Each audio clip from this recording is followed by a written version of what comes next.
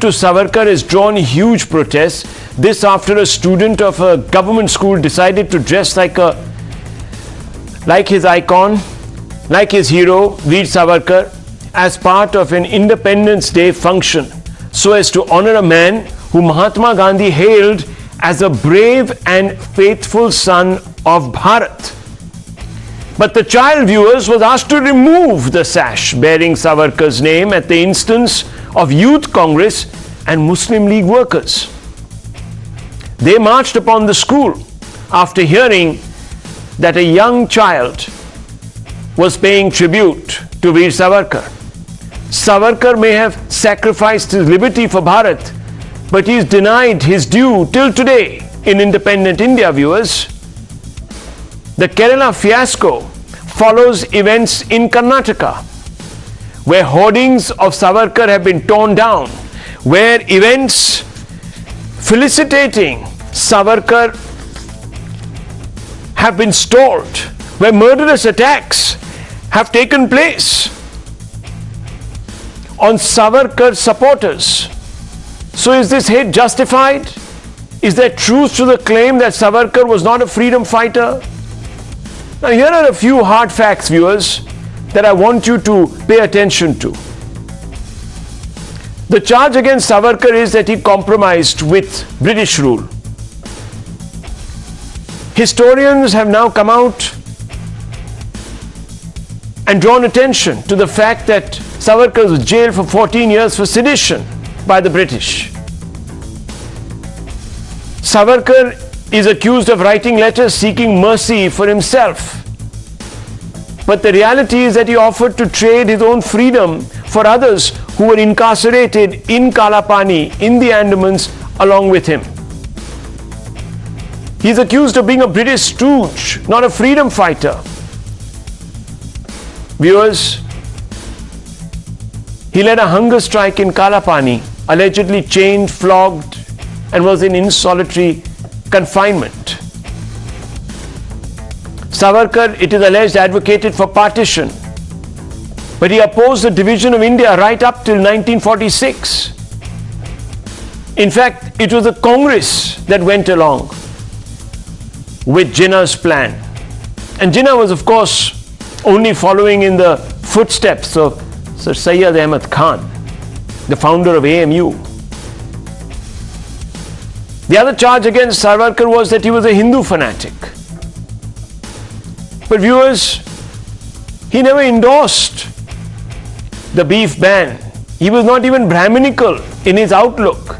In fact, he held dinner meets between Dalits and upper castes.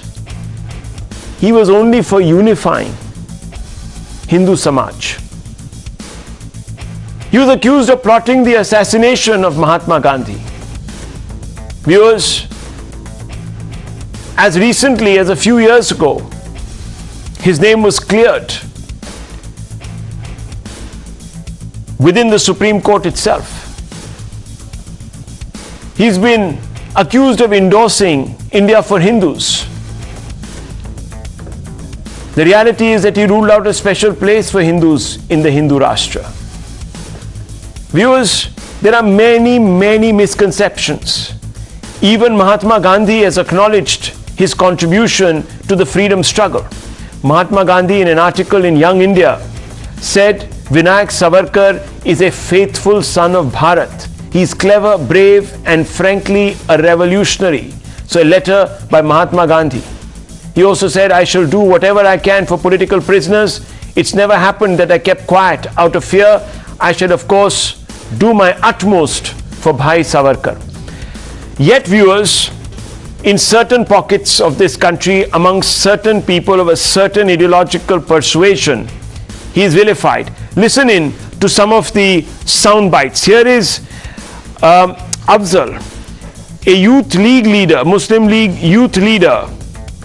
There are also Congress leaders today who are attacking Savarkar. Listen in.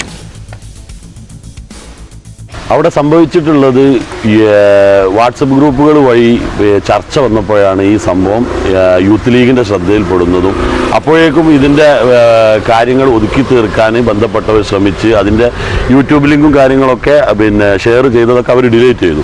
അപ്പോൾ തന്നെ ആ നിമിഷം തന്നെ youth league ഇതിൽ panchayat committee ഇടപെട്ടു. പ്രതിഷേധ ധർണയുമായിട്ട് മേലാപ്പറമ്പ് GVHS ഹൈസ്കൂളിലേക്ക് rally ആയിട്ട് അവിടെ എത്തുന്ന സമയത്താണ് ഇത് പൊതുജനങ്ങളിലേക്ക് ഈ വിഷയം അവിടെ എത്തുന്നത്. ഗവൺമെന്റ് വൊക്കേഷണൽ ഹയർ സെക്കൻഡറി സ്കൂളിൽ നടത്തിയ സ്വാതന്ത്ര്യ പരേഡിൽ VD സവർക്കറെ വെച്ചുകൊണ്ട് രാഷ്ട്രീയപരമായിട്ടുള്ള നേട്ടത്തിന് വേണ്ടി മുതലെടുപ്പിന് വേണ്ടി നടത്തിയ ഒരു അധ്യാപകന് ഈ സ്കൂളിലുണ്ട്. ആ അധ്യാപകനെതിരെ ശക്തമായിട്ടുള്ള നടപടി തീർച്ചയായിട്ടും ഈ സ്കൂളിൻ്റെ ഭാഗത്തു നിന്ന് ഉണ്ടാവണമെന്ന് ആവശ്യപ്പെട്ടുകൊണ്ടാണ് ഞങ്ങൾ ഇന്ന് ഈ സ്കൂളിൽ എത്തിയത്. പക്ഷേ നിർഭാഗ്യവശാൽ അത്തരത്തിലുള്ള നടപടിയുടെ കുറിച്ചും ഇവിടുത്തെ അഡ്മിനിസ്ട്രേറ്റേഴ്സോ അല്ലെങ്കിൽ PTA ഭാരവാഹികളോ ഇതിനെക്കുറിച്ച് യാതൊരു വിധത്തിലുള്ള ഉത്തരവും പറയുന്നില്ല. അവർ പറയുന്നത് നടപടികൾ ഉണ്ടാവും. ഞങ്ങളുടെ മുകളിലുള്ള DD അടക്കമുള്ള ആളുകൾക്ക് ഞങ്ങൾ ഇതിൻ്റെ റിപ്പോർട്ട് സമർപ്പിച്ചിട്ടുണ്ട്. അതിന് ശേഷം മാത്രമേ നമുക്ക് എന്തെങ്കിലും തീരുമാനങ്ങൾ എടുക്കാൻ കഴിയുമെന്നാണ് പറയുന്നത്. ഇത്രമാത്രം ഗൗരവമുള്ള ഒരു വിഷയം ഈ ഇന്ത്യയുടെ മഹാത്മാജിയുടെ കൊലപാതകിയായിട്ടുള്ള VD സവർക്കർ ഈ 75ഓളം ആളുകൾ മാത്രം പങ്കെടുക്കേണ്ട ഈ ഒരു സ്വാതന്ത്ര്യ സമര റാലിയിൽ എങ്ങനെ ഈ പേര് വന്നു? We are speaking with Vikram Sampath, one of India's preeminent historians, at least who's established himself as one, and biographer par excellence of Veer Savarkar, if I may. Mr. Sampath, Savarkar's credentials as a freedom fighter are being questioned.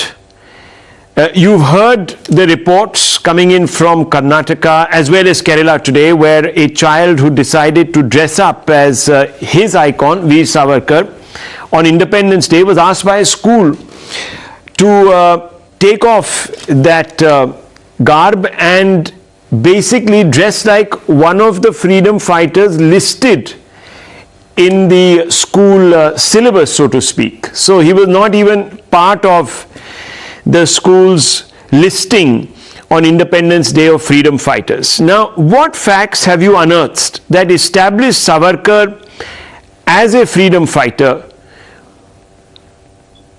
Right. So Rahul, I think it's so very unfortunate that, at the time when we are celebrating Azadi Ka Amrit Mahotsav, we are demonizing someone who was at the forefront of India's freedom struggle. Savarkar was somebody who established India's first ever organized secret society, what was initially the Mitra Mela and later became the Abhinav Bharat, modeled on the ones that the Italian revolutionaries, Mazzini and Garibaldi and others had started in Italy. And these revolutionary societies, along with Anushilan Samiti and so on in different parts of India, Bengal and Punjab and so on, they formed an entire network of revolution in the early decades of the 20th century.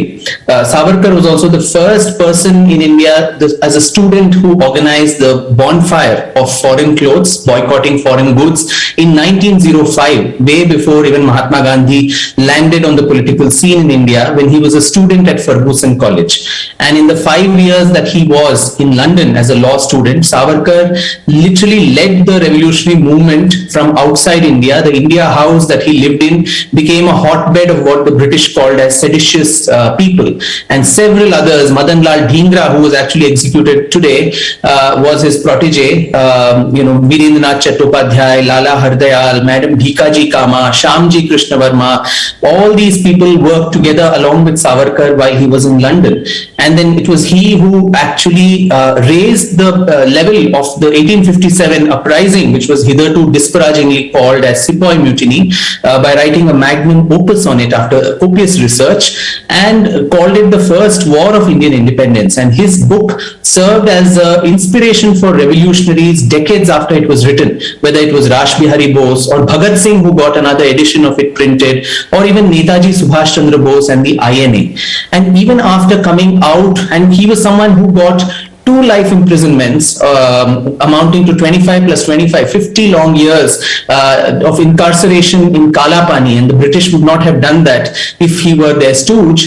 He was obviously someone whom they considered as a D category or a dangerous category criminal, and that's why he was packed away from mainland India to Port Blair. So let me ask you, because on that point, those that are opposed to Savarkar said he did a deal with the British to come out of jail, and that's why there has to be a question mark over his Desh Bhakti or patriotism.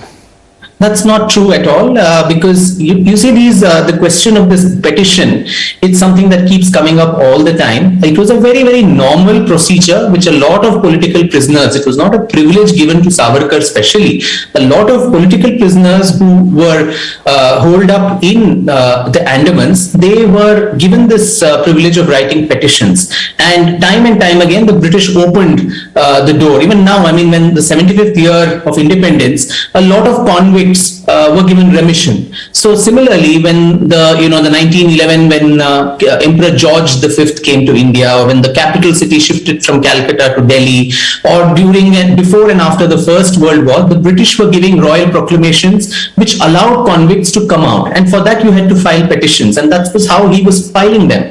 And in fact, he was not filing it for himself. In my book, I have actually listed all the petitions in toto, and anybody can see that's not an apology that he ever sought, but he was being like a spokesperson for not only himself but all the other political convicts. In his 1917 petition, for instance, he says that if my name constitutes an obstacle in the release of all the other prisoners, then omit my name and release the others, and that would give me as much happiness as my own release would give. So very obviously he was being a spokesperson for the other unlettered young revolutionaries who were holed up in cellular jail. The British themselves, I mean, they sent their Home Department member, Sir Reginald Craddock, to come and meet these convicts. And Reginald Craddock, in his official jotting, says, I met Savarkar and he expresses no regret or remorse or repentance for what he has done. I mean, this is an official British record. What more does one need? And it's not as if he was the only one, as I said, who wrote petitions. There were several others like Baring Ghosh, Aurobindo Ghosh's brother, Ulaskar Dutt. You had Sachindranath Sanyal, who later went on to form the HRA and inspired Bhagat Singh. Pandit Madan Mohan Malviya filed a petition for the convicts of the Kakori case, Ram Prasad Bismil, Ashfaqullah Khan and others. So petitioning was a very, very normal process. And a couple of months back, Mr. Rajnath Singh had raised the hornet's nest where he said it was Gandhiji who told Savarkar to write a petition, which was not completely false, or not completely true either, because one of the instances in 1920, Gandhiji did advise Savarkar's younger brother that ask your brothers to file a petition. So if it was a very normal process, otherwise Gandhi would not have asked them to do this. So that is being made into a bogey now, and it was not as if Savarkar had hidden this fact from anybody. In his own memoirs, My Transportation for Life, and also Echoes from the Andamans, the letters that he wrote to his younger brother, he very candidly says, today I wrote a petition about this and that. And so this was a very natural course of justice in those days, and that's being made a bogeyman today. Well,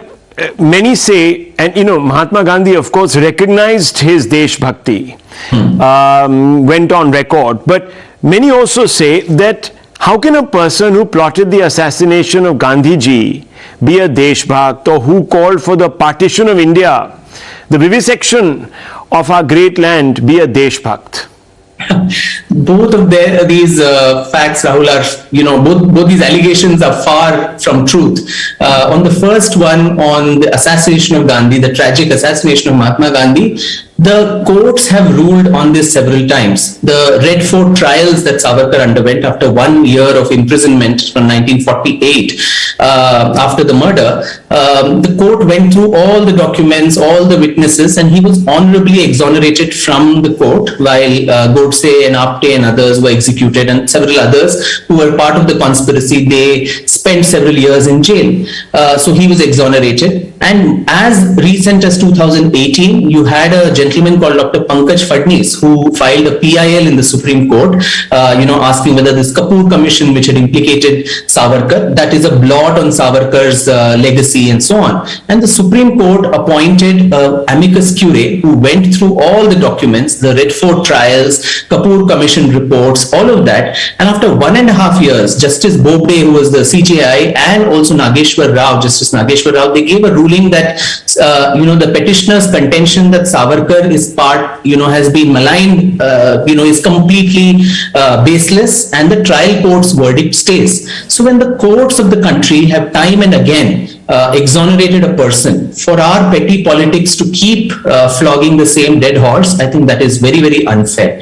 To the second point that you said about he gave the call for partition, on the contrary, Savarkar and the Hindu Mahasabha were the only people who till the very end stoutly opposed partition. Right up to May, June 1947, when partition was a done deal, the Hindu Mahasabha was, adamantly against the whole idea of partition. The two-nation theory was propounded by Sir Syed Ahmad Khan 8 years before Savarkar was even born. And so the Muslim League's formation, or the Morley Minto reforms, a separate electorate, the Lucknow Pact, the communal award, and the Congress's appeasement of the, Muslim sentiments right from the Khilafat movement and so on. These were the ones which had sowed the seeds of partition. And the Congress, Rahul, actually accepted partition even before Jinnah made an offer for that. I mean, in 1942 August, the Congress Working Committee passed a resolution just before the Quit India movement was launched, supporting partition. Rajgopalachari got the Madras legislature to put a stamp on the Pakistan plan at a time when Jinnah was not even making his demands very stoutly. So I think it's very, very historically unfair, and also unfair to the legacy of these people, that we make these loose allegations based on figments of imagination. So I'm asking you, is he just a victim of myths, or is there a concerted attempt to destroy his legacy? I think there's a concerted attempt to do this, because including his, implication in the Gandhi murder was something that it was a fixed case. I mean, in my book, I do quote that, Dr. Ambedkar, no less than him, who was a law minister, had called Savarkar's lawyer and Bhopatkar and told him that, there's no case against your client. This is it's a political witch hunt. It's being something that he's fixed, and your client will come out scot-free because there is no evidence. So using that bogeyman, constantly the taint of Gandhi's murder kept, being put on him, and that keeps coming even now. When things like should he be conferred the Bharat Ratna and all that, at these times, this is constantly invoked.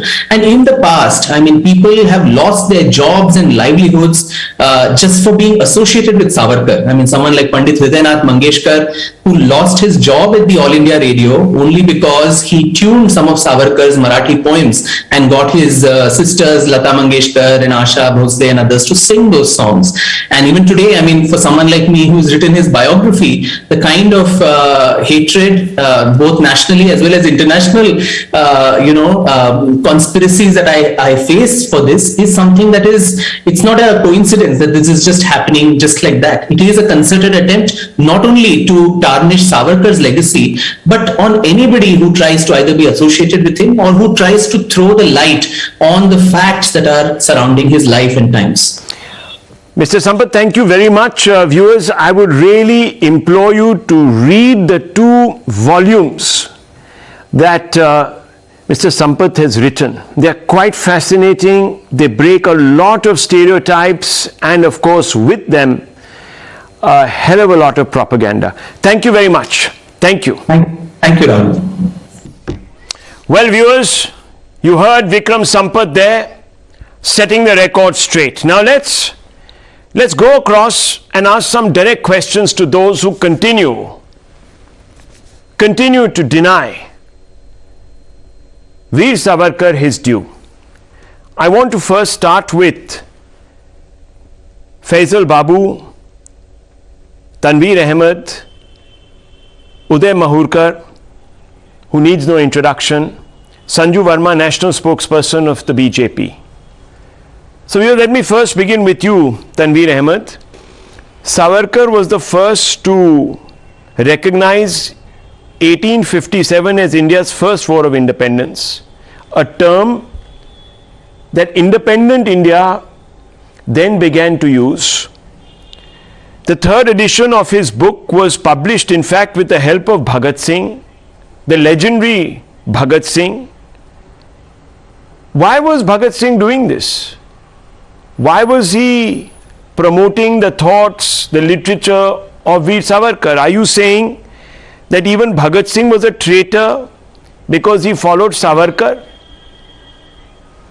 Tanveer Ahmed? Rahul, firstly, let us really break this in two parts. We had to really bring Vikram Sampath, and 1 year back, a book which was released. I also bought the book and I read the book completely. Now let me ask you something. As a student of history myself, we have really read history for almost 25 years, which has painted Mr. Savarkar in a brush, which you and I have read for last 25 years. Now, if at all of a sudden, when this government comes and suddenly, Uday Mohorkar and Vikram Sampath start writing a book, tell me, what should I believe as a student of history? You will the one want which I was reading for last 25 years, Bhagat Singh or not all of a sudden, one second, Mr. Ahmed. Let me ask you. No, hang on. You are again, Rahul, 1 minute, excuse me. I have been... 1 second, Rahul. 1 second. Yes, 1 second, Mr. Mohorkar, 30 seconds. 30 seconds. Mr. Ahmed, you have quickly latched on to Mr. Sampath. He is merely the latest to have written something on Mr. Savarkar. 2 tomes. You said you've read them. I am not asking you to certify Mr. Sampath's works, but he has quoted other greats, legends of Bharat. Mahatma Gandhi, for instance, who wrote in Young India, the nationalist newspaper. He writes about his admiration for Veer Savarkar. Was Mahatma Gandhi also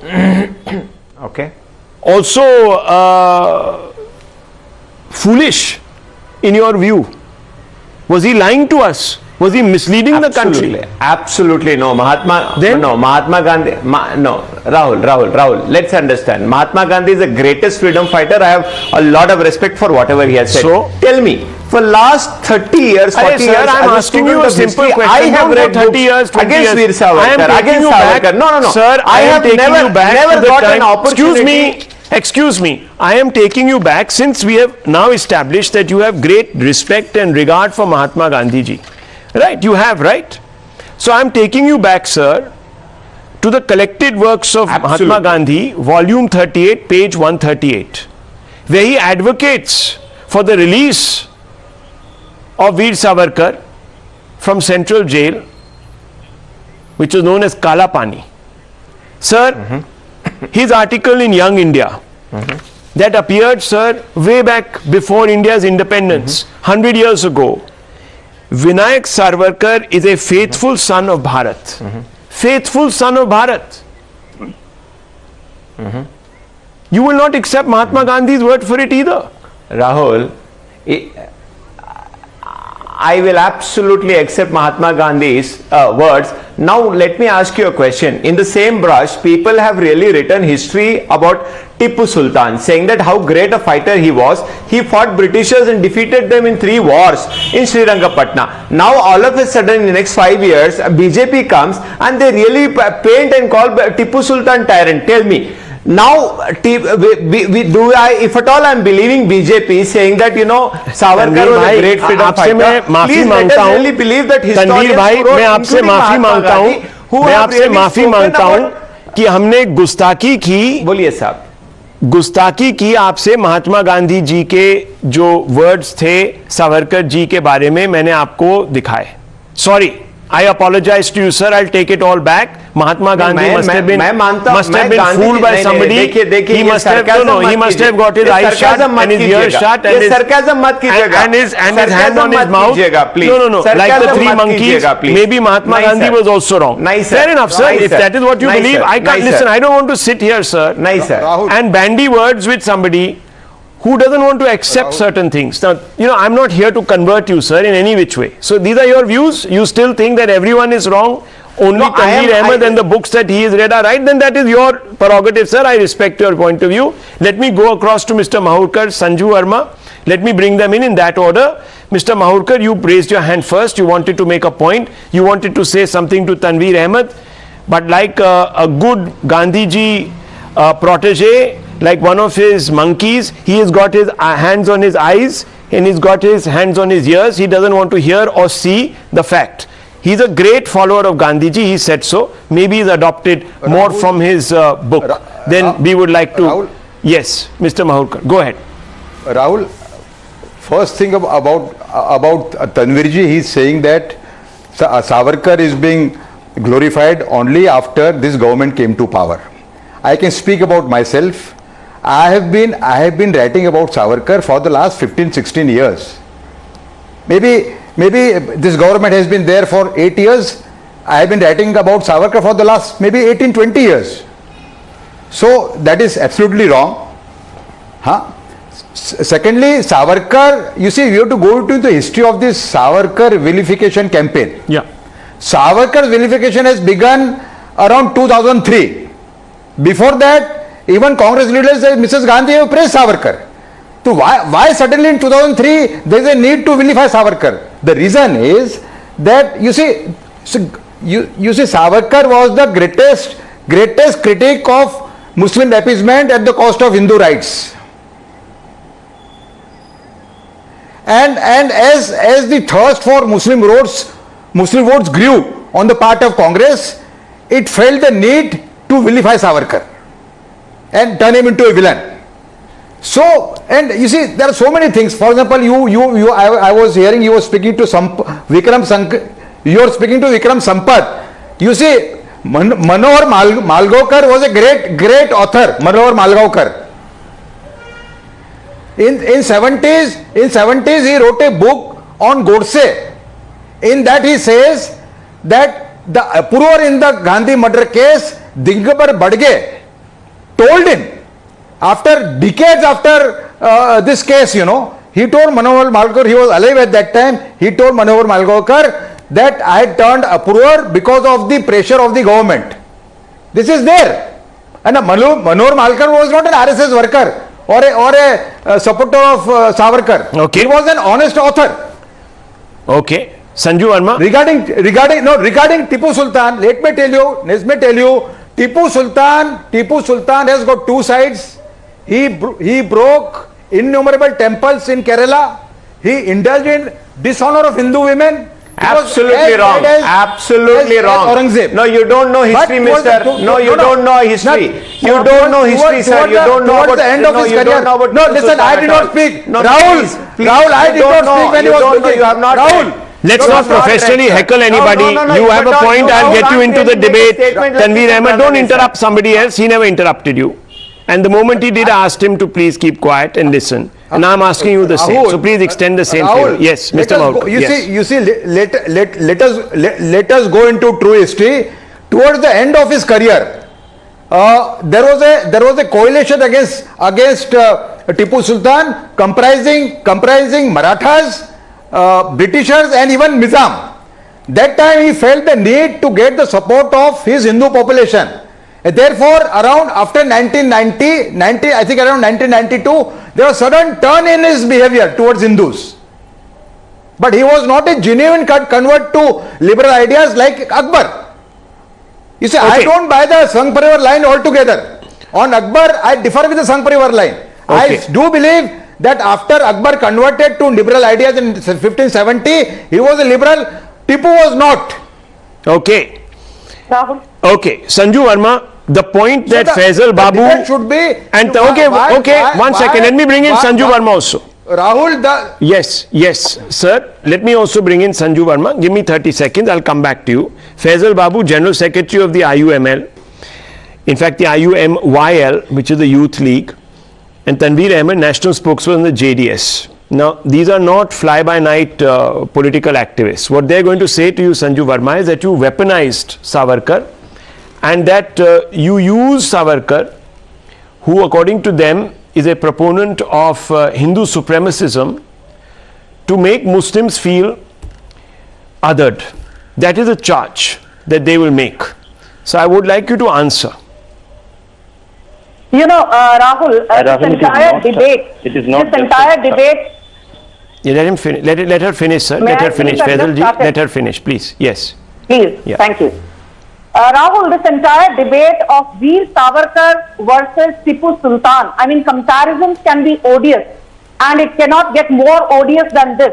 but this entire debate has come into limelight because of the happenings of the last few days in large parts of Shivamoga district in Karnataka, Tumkur and Udupi, where actually prior to Independence Day celebrations, Congress workers not only tore apart Veer Savarkar's posters, but they actually wanted Tipu Sultan's posters to be installed and honored. And I'll just say this, very quickly, I'll first speak on Tipu Sultan, who has been hailed as a warrior prince ever since Siddaramaiah came to power, before of course the BJP came in. Tipu Sultan fought against the British? Yes. But the other harsh truth is that on 12th December 1785, people say the worst ethnic cleansing ever, even worse than Jallianwala Bagh massacre happened, where 60,000 Kodavas from Coorg district were slaughtered, 90,000 were captured, and out of those, 40,000 were forcefully converted, 8,000 temples were razed to the ground, including 27 churches which were burned. And people say that what happened in 1785 did not stop in 1786 or 87 or 1788. Historians like A. Karyappa, one of the most famous Kodava historians, has said, Rahul, that the genocide of Mangalorean Christians and Kodava Hindus stopped only after Tipu Sultan died in 1799. So Tipu Sultan was a furious fanatic, a perfidious negotiator, an oppressive tyrant, and an intolerant bigot. Point number one. Having established facts which paint Tipu Sultan in no flattering light, I will just quickly add to what Mr. Mahurkar has said on Veer Savarkar. This whole narrative about Veer Savarkar, I will straight to the point. What is it that we've been hearing for the last 8 years? Veer Savarkar asked for mercy from the British. Let me tell you one very simple fact. You don't have to be an intellectual or a historian to know this. Any under trial has the right to appeal, and anyone serving a prison sentence has the right to ask for a remission of his sentence and for clemency. I want to ask through your channel, Rahul, to the likes of Tanveer and a whole host of Congressies who I'm sure are watching this show. Way back in 1666, Shivaji Maharaj, the great Shivaji Maharaj, wrote to Aurangzeb saying that he wants to secure his release from prison. And years later, people said that that was a strategic ploy. Now, I want to tell you, Veer Savarkar was perhaps one of the biggest followers of Shivaji Maharaj. When you call Veer Savarkar a traitor, you're actually pointing 5 fingers at Shivaji Maharaj too. And I want to say one more thing. Okay. I've never seen Rahul, 10 seconds. Please 10 don't seconds. draw parallel, please. Shivaji I'll Maharaj just is finish in 10 greatest. seconds. Shivaji Maharaj is great. Don't draw parallels, please. Don't compare Shivaji Maharaj and Savarkar. Shivaji Maharaj is the greatest king this country has ever produced. Don't draw parallels. Don't draw parallels, please. Don't draw parallels. If at all you don't know history, please read and come. Miss Sanju Verma, if you read Okay, why are you shouting over each other? One second, Shivaji Maharaj. 1 second, let her, she's just finishing. Great. She's just finishing. Mr. Ahmed, she's just finishing. You can rebut. Draw parallel and she's comparing You can rebut. You can rebut, but if you're not going to allow the other person to finish, we are just going to end up speaking over each other. Let's not do that. No, how can you allow her to You draw can come out. parallels? What do you mean allow? Am I some cancel culture artist here? If I stop you from speaking, you will say I'm quashing your freedom of expression. She has a point of view, let her express it. You have a problem. You want to issue a fatwa. I mean, totally ridiculous come on, yaar. point of view. Please, Totally grow up a little bit. point of Don't view. become, Drawing don't become parallel to illiterate Shivaji Maharaj. and intolerant. One second. Nobody Listen, is Sanju 1% Verma, of Shivaji Maharaj. 1 minute. Sanju Verma is making a point. You can rebut her. I will give you the opportunity. Let an argument defeat an argument. Okay, not cancel culture. I don't come here with a tape to put on anyone's mouth unless they are out of line, and most importantly, they are being rude to each other. Okay. Rahul, thank you so much for stepping in. I want to say one thing. When I gave quickly. the example of When I gave this example of Shivaji Maharaj, this was not Sanju Verma speaking. One of the greatest editors of post-independent India, Frank Moraes, who's written a biography on Jawaharlal Nehru, he says that, you know, in his various conversations with Nehru, he came to realize that Savarkar actually was using the mercy petition as a strategic ploy, just like Shivaji Maharaj, to secure his release from prison. And in 10 seconds, I'll finish. On 26 February 1966, Veer Savarkar died. Do you know something? It took so many years. It was only on 26 February 2003 that we unveiled a portrait of Veer Savarkar in Parliament. Okay. And who wrote to Okay, APJ look. Abdul Kalam Okay. saying that do not have his portrait? Okay. It was Sonia Okay. Gandhi. The point is, viewers, let me bring in Faisal Babu and Tanveer Ahmed. Tanveer Ahmed, I hope you've understood the parallel she is drawing and the context of that parallel. She's quoting an editor who drew attention to this in the presence of Pandit Jawaharlal Nehru. Now, Nehru should have cancelled that person. In fact, his daughter imposed an emergency. Maybe he could have done the same thing. Nonetheless, she's now clarified the context. Are you happy? If you had allowed her to speak, she would have clarified the context. Now, I want to bring in Mr. Babu. Mr. Babu, this is a very important point, and I want to raise it with you. Savarkar spent 14 years in cellular jail. He was an inspiration from Bhagat Singh's youth brigade, while the ideological mentors of your party's predecessor, the Muslim League, who were they inspired by? Sayyid Ahmad Khan, who was the proposer of the two-nation theory. So who are you to sit in judgment of Savarkar? And why are you bullying a little child from being somebody he thinks, in his own worldview, contributed to our freedom struggle? Are you some thought police? Are you the new censors? The left that talks greatly about freedom of expression, etc., is going to bully children now. Isn't this ridiculous, Faisal Babu? Of course, in recent India, we are witnessing a lot of comedy that I don't know whether it is comedy or tragedy, because the Godse, Nathuram Vinayak Godse, and Gandhiji is replaced by the Nathuram Vinayak Godse, and glorifying the killer of the Gandhi. And this is a part of that kind of series. You know, now we are discussing about in terms of Veer Savarkar. Let me say that from his very childhood, Savarkar is an absolutely communalist. When he go through his life history in his 12 years old, he led a march against vandalized masjid against the Muslim community. And throughout his life, we can see, how dare you compare Veer Savarkar to Gandhiji? How dare you compare Veer Savarkar to Bhagat Singh? Veer Savarkar is representing the idea of the idea of the division or the hatred. Bhagat Singh and Gandhiji and all the other nationalist leaders are representing the idea of the inclusiveness. Inclusiveness, the idea of India, that the soul of India. That is the parameter whether a person in Indian history is right or wrong. Okay. We cannot go through the history, the historical context. Okay. Simply check. So, Mr. Babu, let me ask you a question then. The whole India. Can I ask you a straightforward question? Don't mind me asking you this question. I hope you won't be intolerant to my question. Can I ask you a question?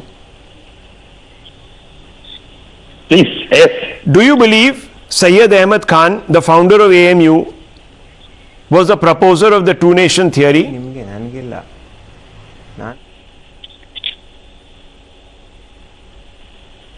No, we are not agreeing with that. We are not agreeing. Pre-independent. Viewers, yes, here we it are is. not agreeing. Here it is. We will not agree with pre-independence history. I'm asking you. No. Do you believe? No. Do you believe Sayyid Ahmad Khan? Do you believe Sayyid Ahmad Khan proposed the division of India? Yes or no? Just say yes or no. Say yes. Sayyid Ahmad Khan, the founder of Aligarh Muslim University, do you believe that he was the proposer of the two-nation theory? Yes, no? No, I don't believe. That's it. Viewers, this gentleman obviously has not read his history. He has no idea. I don't believe. That's it. That's fine. Now viewers, we have a choice. Rahulji. No, one second, Mr. And Babu, you 30 people- seconds. You people are No, glorifying. 30 seconds, please. You people Please, are please. glorifying Nathura. Please, Vinay please, Gupta, and please, you sir, people are please. glorifying Allow me to Rahul. speak. Be I'm not honest, joining sir. more issue with you. At I'm not the asking same you a time- follow-up question. You can abuse me. You can Rahulji, say at the whatever you same want to. time, You you people, are this people, that defaming, you people. are- 1 second, please, Mr. Babu. Yes. All I want to say, viewers, Rahul. all I want, 1 minute, all I want to say, viewers, and I have to move on, Mr. Babu is entitled to his view, right or wrong. Just like that young boy in Kerala is entitled to his. That's the essence of a democracy. He may believe Veer Savarkar is a hero. Does he not have a right to do so? Or are we going to impose an intellectual tyranny? One second, Mr. Babu. Because Now you're not going to allow me to speak. I'm not joining issue with you. I'm actually saying that you're, listen to me. You have the right, you have the right, sir, you have the right to hold any view as long as it's not offensive to another community. You have a right to hold any view. Sure. Definitely. And I am not definitely, taking that definitely. right away from you, like I was not snatching any rights away from Mr. Tanveer Ahmed today, or from Mr. Mahurkar, or from Sanju Verma. All of you have a view, but you don't have the right to by force impose a view on anyone. So, Mr. Babu, instead of bullying little children, spend some time learning from little children. Maybe you should go back to school. Take that time. Go back to school. Learn a little bit, then come and debate. If you don't know your facts, we cannot have a conversation. I leave it at this. I leave it at, sir, there's nothing for us to talk about anymore. I leave it at this. I give you the right, sir. I recognize your right to have your point of view, right or wrong, factual or unfactual. You are. But I will not, sir, sit here and endorse your right to bully little children or members of another community, another party, rip off their posters, consign them to the dustbin just because you don't like something. That doesn't work in a democracy. Learn the essence of democracy. Read our constitution before holding forth and giving us lectures on propriety. I move on, viewers, because there's another very big story. A day of U-turns, a day of versions.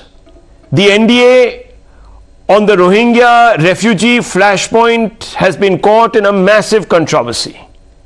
The day began with Union Minister Hardeep Puri tweeting about gifting Rohingya refugees in India flats built for the economically weaker section of society in New Delhi.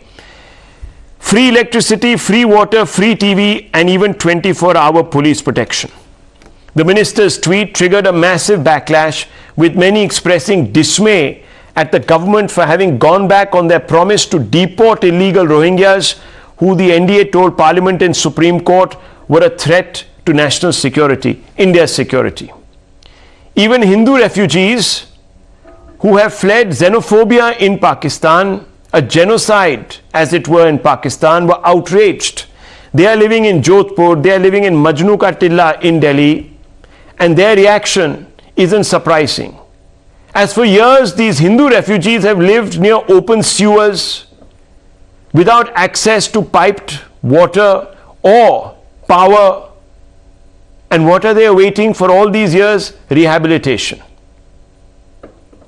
Viewers, after this protest from the refugee Hindus who felt that they had been cheated by a government that was giving free power, electricity, protection, television, and a flat to Rohingyas, and the concomitant outrage amongst a large number of ordinary taxpayers, the government made a clarification.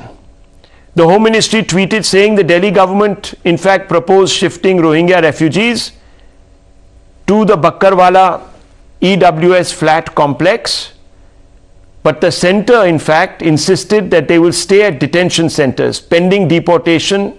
In a series of tweets, the Home Ministry made it clear that there are no flats being gifted to Rohingyas. Listen in to the BJP's clarification. Jurisdiction जो है, संविधान ये क्षेत्र अधिकार गृह मंत्रालय और home ministry का देता है। तो ऐसा क्यों है कि ये 29 जुलाई को जो बैठक होती है, इस बैठक में दिल्ली के चीफ सेक्रेटरी अध्यक्षता करते हैं और जल्दबाजी में आनन फानन में एक फैसला करते हैं। मोदी जी की सरकार की बिल्कुल स्पष्ट नीति रही है कि राष्ट्रीय सुरक्षा से कोई समझौता नहीं होगा। ये लोग हमारी देश की अखंडता के लिए खतरा है। The opposition is not buying the clarification, mocking the dramatic U-turn. The AAP Sarkar released a note by the Principal Secretary of Home dated the 2nd of August. This note, viewers, which is here in my hand, as per the Aam Aadmi Party, shows that the Delhi Chief Secretary was specifically asked to allot the flats, but by bypassing the minister, the Delhi minister, Manish Sisodia, and approaching the LG directly. Now listen in to the AAP calling out what they believe is the centre's hypocrisy on Rohingyas. Remember, viewers, when the AAP wanted to give refuge to the Rohingyas in the union capital, the BJP attacked the AAP, saying that it was undermining the nation's security by appeasing the minority community. Now the AAP says it's the centre that is keen on rehabilitating the Rohingyas, and they're trying to do this for motives best known to them. Listen in to what the AAP says. और अपने देश के लोगों को सुरक्षा देने के लिए इनके पास कुछ नहीं है।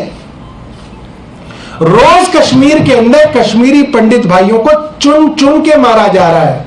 ये वहां सुरक्षा नहीं दे पा रहे हैं। ये रोहिंग्याओं को लिखा हुआ है 24 आवर सुरक्षा देंगे। मोदी सरकार के मंत्री जी भारत के गरीबों को ये मुफ्त की सुविधा नहीं दे पा रहे, इनको वो मुफ्त की रेवड़ी लग रही है। रोहिंग्याओं को ये फ्लैट बांट रहे हैं, रोहिंग्याओं को ये 24 घंटे सिक्योरिटी देने का इनके मंत्री ऐलान कर रहे हैं। Well, breaking news coming in, viewers. Twist after twist to this Rohingya row.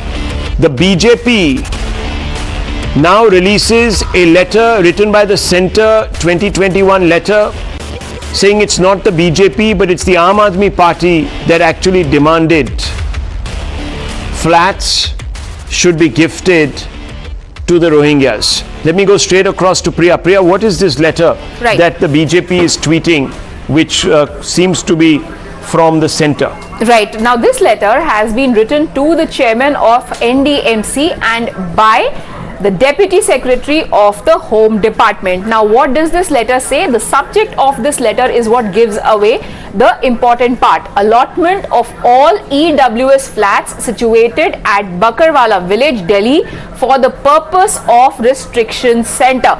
Now, this letter mentions that I am directed to enclose herewith a copy of letter received from FRRO Delhi, where it is intimated that presently there are 2 restriction centers, one in Seva Sadan, one in Shehzada Bagh, where movements of foreign inmates are restricted till arrangements for their deportation are made.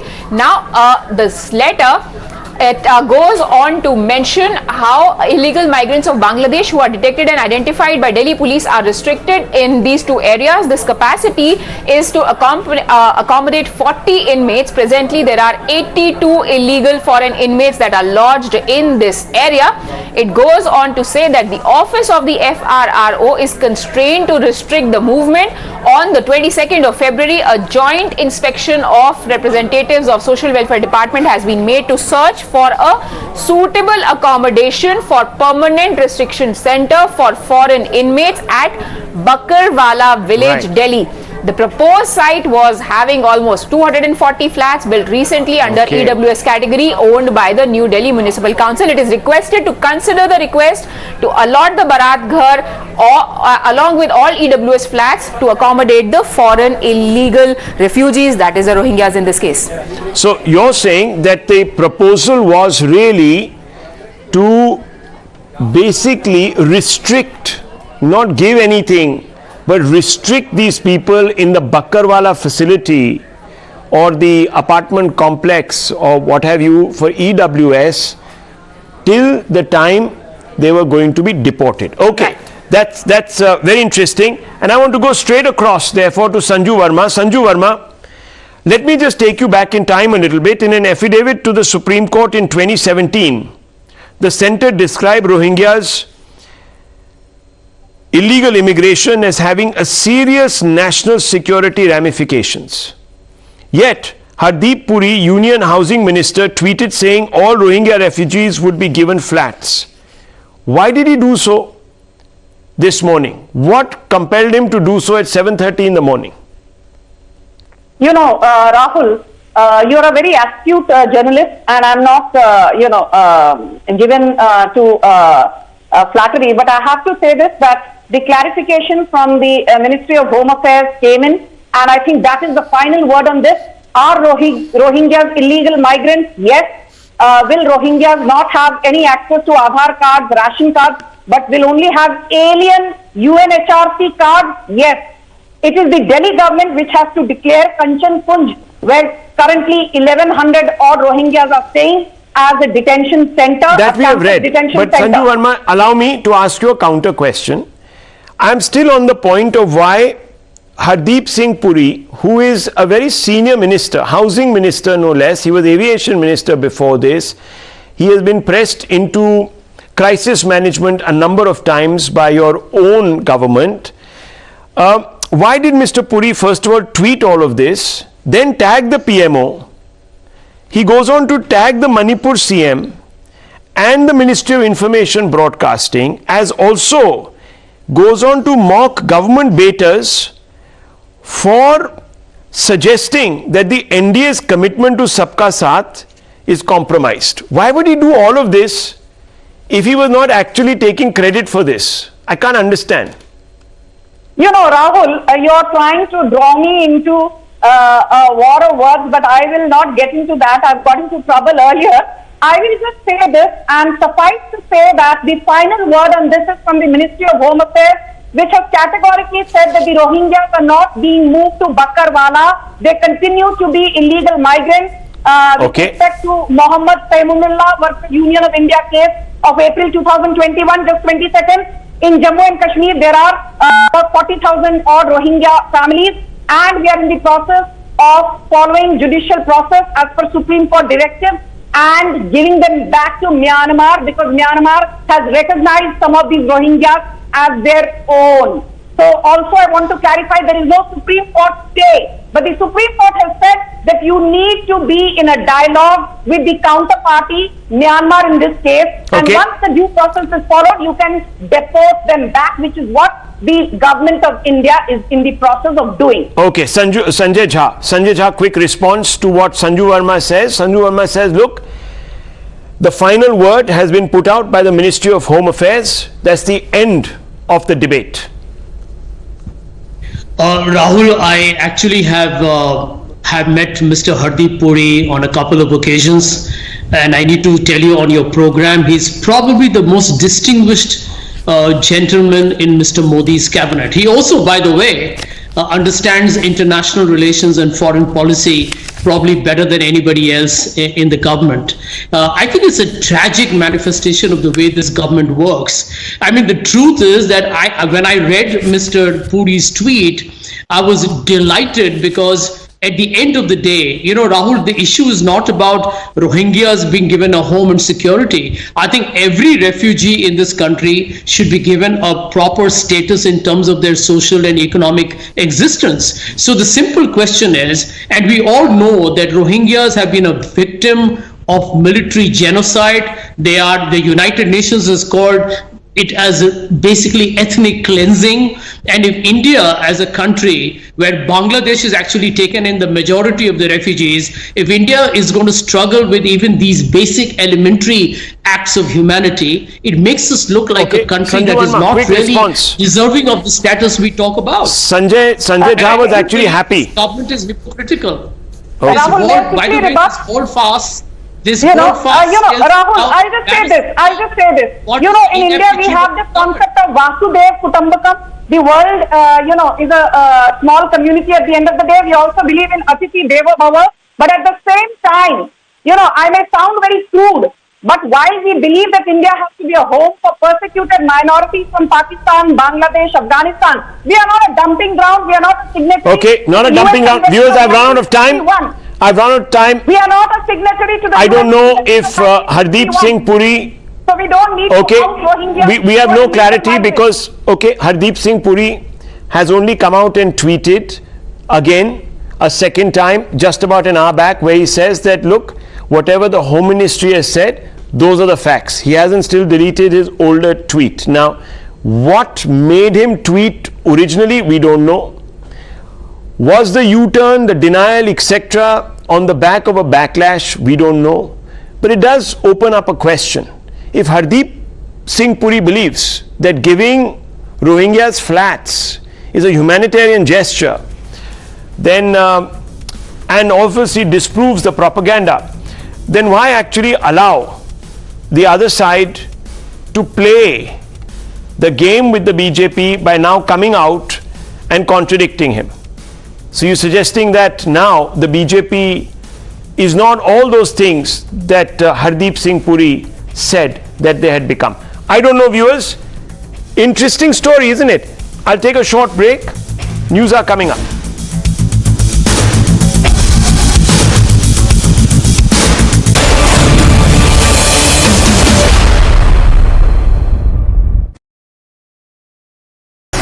For decision makers, for the opinionated, for the unsure, for dinner time debaters, from metro stations to living rooms.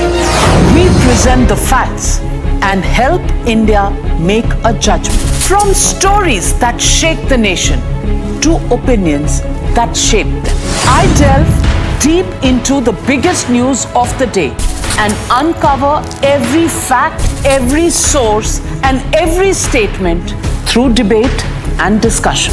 Get a 360-degree perspective on every story and get a conclusive closure. Join me, Navika Kumar, on the Newshour at 9, only on Times Now. To commemorate 75 years of Indian independence, PM Modi launched Har Ghar Tiranga campaign. And yes, the campaign is exactly what it sounds like. Under this, the centre aims to see the tricolour hoisted atop more than 20 crore houses across the country. The aim of the campaign is to motivate each and every citizen of the country to bring the Tiranga home and to hoist it to mark Azadi Ka Amrit Mahotsav. Now, in order to make sure that Tiranga is within the reach of each and every citizen of this country, the centre had to make some amendments in the Flag Code 2002. Questioning the amendments, the Congress slammed the BJP and said that the amendments in the Flag Code were specially made to favour China. Later, Congress further alleged that centre is now trying to sell the national flag. But before we delve deeper into this, let's first have a look at the original Flag Code and the amendments made to it.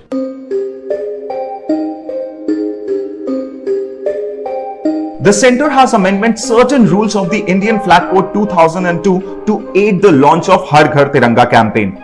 The centre, in the first amendment, allowed the use of polyester apart from cotton, wool, silk and khadi for making the hand-spun, hand-woven and machine-made flags. Earlier, the use of polyester and machine-made flags was not allowed. The next amendment came on July 20th, which allowed the display of Tiranga in open and also said that it can be hoisted day and night. Earlier, the flag was allowed to be hoisted only from sunrise to sunset, irrespective of the weather conditions.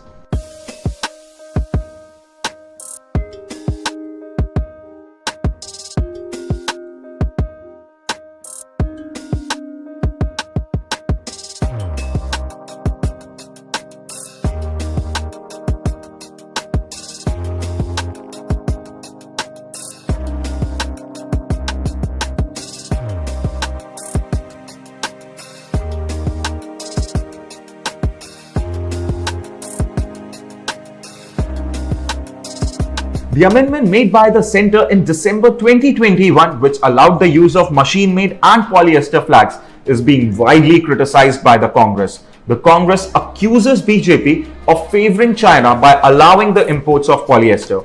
Besides the opposition, some khadi weavers and some activists have also protested against the amendment brought by the centre in the Flag Code 2002. The Karnataka Khadi Udyog, for instance, He's on the show tonight, viewers.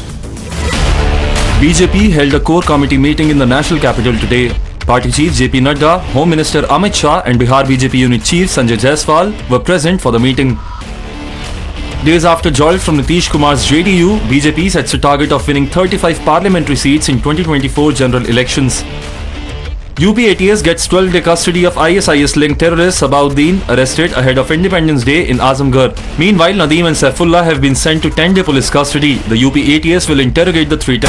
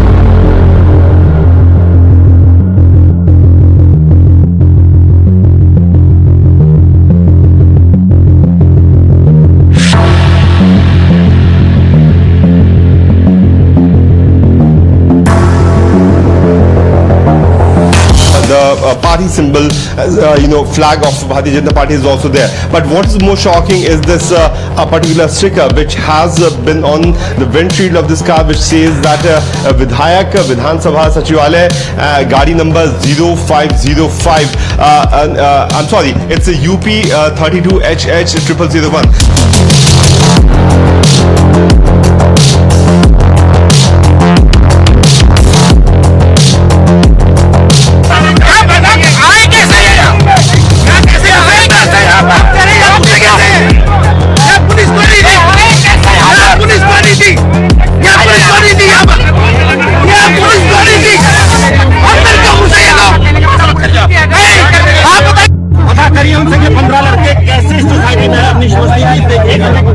इससे बड़ी शर्म की बात नहीं हो सकती।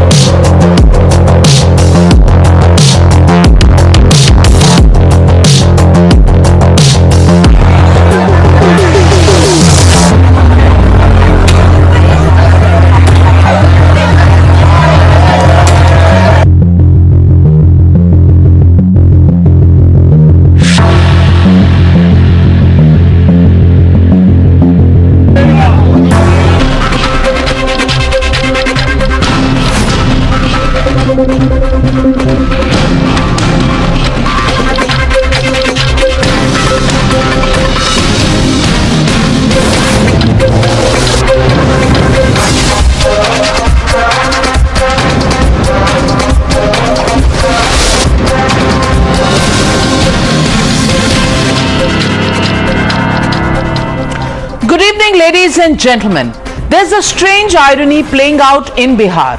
Nitish and his deputy inducted their cabinet yesterday, and with that they inducted multiple controversies along with him. The man who took oath as the law minister, no less, in the new government is an accused in a kidnapping case. What's worse is that on the day Kartikeya Singh was to surrender before a court, he was actually found being sworn in as a minister to uphold the law in the state. Now, irony died 1,000 deaths yesterday. Kartikeya Singh, who is a member of the Legislative Council and belongs to the RJD, faces a warrant of arrest in a 2014 kidnapping case. Kartikeya Singh is accused of planning the kidnapping of a builder in order to murder him. A Danapur court had issued an arrest warrant against Singh on the 14th of July this year, directing the police to arrest him. Negligence on the part of the investigating officer in the case and a lapse of judgment on the part of Nitish Kumar. But the Chief Minister thought an appropriate response to this scandal is him saying, "Mujhe malum nahi, mujhe pata nahi." Complete ignorance of the Chief Minister and oblivion on the part of his deputy, whose party Kartikeya Singh belongs to. Kartikeya Singh too was completely brazen about this joke that has been played on the people of Bihar. Listen in. Warrant जारी हुआ है sir Kartikeya पे। इसके बारे में जानकारी हमको देखिए, हलफनामा में सब अपना मंत्री विधायक जितने होते हैं सब देते हैं, सब दिया हुआ है, उसमें कहीं कोई इस तरह का बात नहीं है। जो सरकार पर हमलावर सुशील मोदी ने कहा है, ये सुशील मोदी का क्या झूठा है? ऐसा कोई मामला है सर? कोई ऐसा मामला नहीं, ऐसा कोई मामला है सर? नहीं, गलत बात। Now the BJP, who saw power slip out of their hands overnight in the state, was quick to lash out. Nitish Kumar has joined ranks with lawlessness, they said. Upping the ante on their former alliance partner, the BJP reminded them of the Jungle Raj under RJD's rule. BJP declared it's the return of Lalu's times. Listen in. ये कानून का उल्लंघन नहीं है, ये कानून के साथ मजाक है, ये कानून के राज के साथ शर्मनाक आचरण है और नीतीश बाबू के अंदर ये हो रहा है। देखिए, इस पूरे मामले को समझिए। ये जो कार्तिकेय बाबू हैं, उनको मास्टर साहब भी कहते हैं। ये इनका एफिडेविट हमारे सामने में है, जो उन्होंने इलेक्शन के समय फाइल किया था। 365, 364 किडनैपिंग, ठीक है। और ये कौन है? बेटा थाना 859। इसमें सजा कितनी होगी? आजीवन कारावास या कम से कम 10 साल। किडनैपिंग फॉर मर्डर और बाकी एक्सटॉर्शन के आरोप है। हम लोग पहले ही कहा करते थे कि ये जंगल राज का आगाज हो गया और यह स्पष्ट है। जो बिहार के कानून मंत्री हैं, वो भगेरे हो, एब्सकॉन्डर हो, वो भी किडनैपिंग केस में। आज कैसे आदमी को आपने कानून मंत्री बनाया? कार्तिकेय सिंह को, जो कि अनंत सिंह का राइट हैंड मैन है। अनंत सिंह बरकात डॉन, दुर्दांत अपराधी। ये मुख्यमंत्री को नहीं मालूम है? ये किसी को विश्वास करने लायक बात है क्या? थोड़ा सा भी शर्म होगा तो तुरंत ड्रॉप करेंगे, लेकिन वो है नहीं ना, यही तो हम देख रहे हैं। ये तो होना ही था। अब जो गंदा काम बिहार के लिए हुआ है, बिहार के विकास को 25 साल पीछे छोड़ दिया। हम लोगों ने इस उल्टे हुई लीग को पटरी पर लाने का 2005 में शुरुआत किया। उस समय का बिहार, जो अपराधी भाग खड़े हुए, आज अपराधी जेल से बाहर आकर के अपराध कर रहे हैं। अपराधी जेल से बाहर आके सर्किट हाउस में रह रहे हैं। This is just one case in point, but here's what Nitish Tejaswi's cabinet looks like. Criminal cases are filed against 23 out of the 32 ministers. That's 72% of the new cabinet. 17 out of the 32 ministers have serious criminal offences, and that's 53% of the new cabinet. Having cases against them seems to be more of a norm than an exception in the current Bihar government.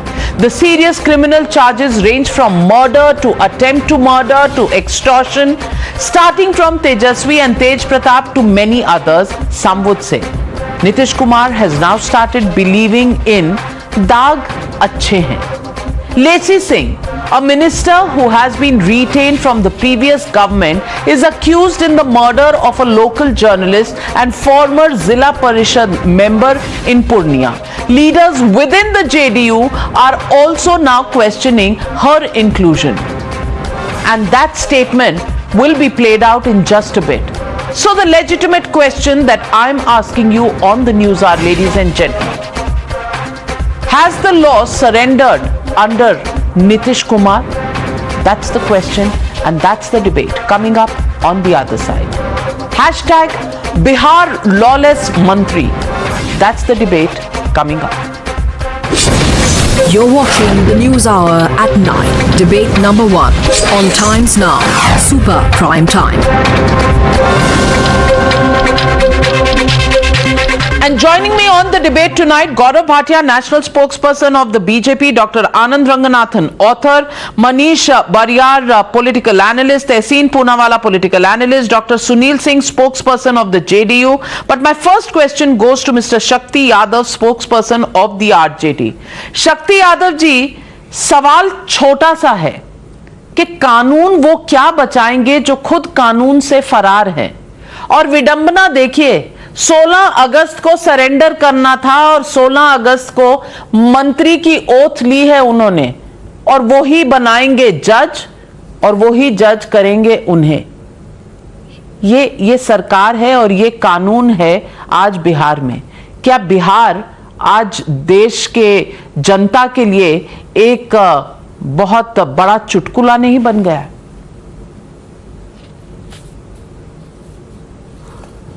सबसे पहले मैं ये बात बता दूं, 2014 में जो मामले इन पे अप्लाई किया और 18 में मामले की पूरी पटकथा को ड्रॉप की गई। इन्वेस्टिगेशन पुलिस रिपोर्ट के चौथे पारा में स्पष्ट है कि कार्ति सिंह के खिलाफ कोई साक्ष्य पाया नहीं गया है, संलिप्तता की कोई साक्ष्य नहीं है।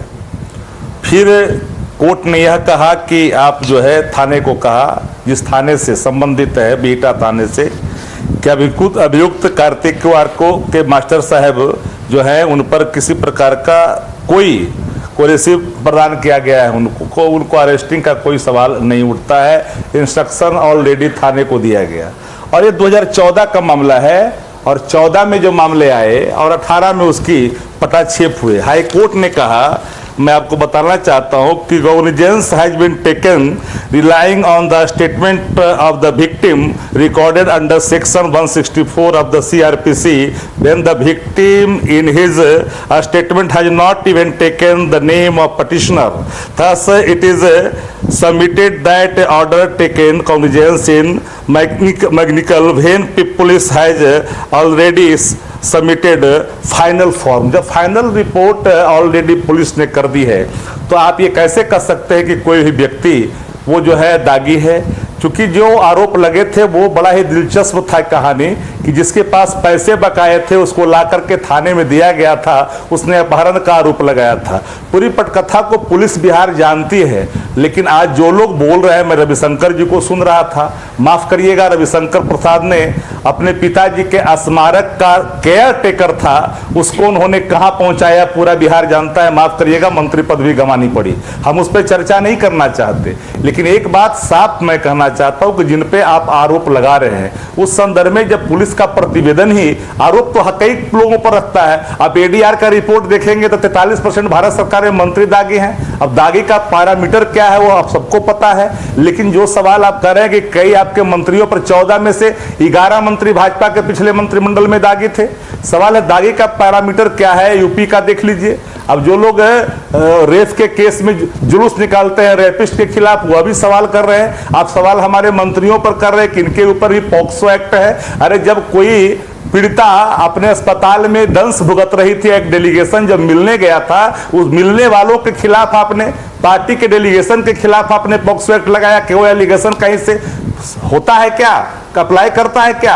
आप उसको भी मान रहे हो। अब कोई केस मुकदमा जो लड़ता है पार्टी के लिए काम करता है, पुलिस प्रोटेक्शन, पुलिस उसके खिलाफ बल का प्रयोग करता, धरने में बैठता, उसको भी आप संगीन अपराधों की संज्ञा में मान रहे हैं। मेरा मत साफ है कि अगर किसी के खिलाफ, चाहे वो कोई हो, अगर विधि सम्मत साक्ष्य स्थापित हो गए उसके खिलाफ, तो कार्रवाई 2 सेकंड के अंदर में होगी। कम्युनिज्म से, किसी प्रकार का क्राइम से कोई समझौता बिहार में कतई संभव नहीं है। ये सरकार ने निर्णय लिया, उस निर्णय पर हम अडिग हैं। So Mr. Gaurav Bhatia, the point, the long and short of what Mr. Shakti Yadav is saying is, there is no case, it's all political, and you're raising these political issues only because you're a sour loser, as your government has been thrown out, and Nitish Kumar today is sitting with the RJD. Respond to Mr. Shakti Yadav.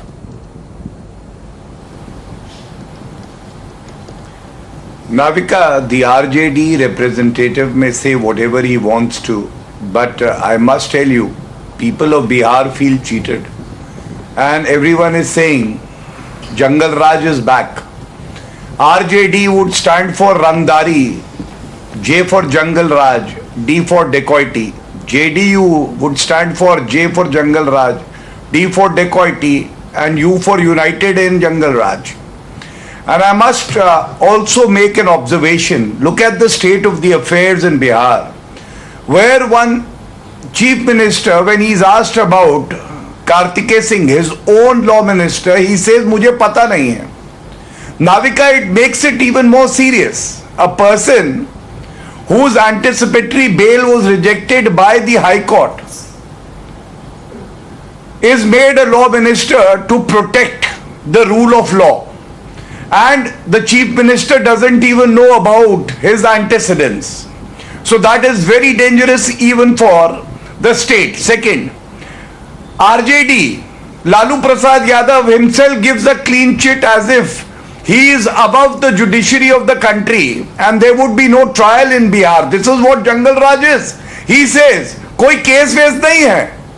अरे लालू प्रसाद यादव जी, आप तो खुद convicted है corruption case में, और आप certificate दे रहे हैं। What is that certificate worth? Third, the law minister is an absconder.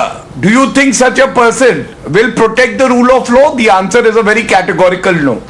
And I will say this with some responsibility, the RJD spokesperson is probably not aware of the law of the country.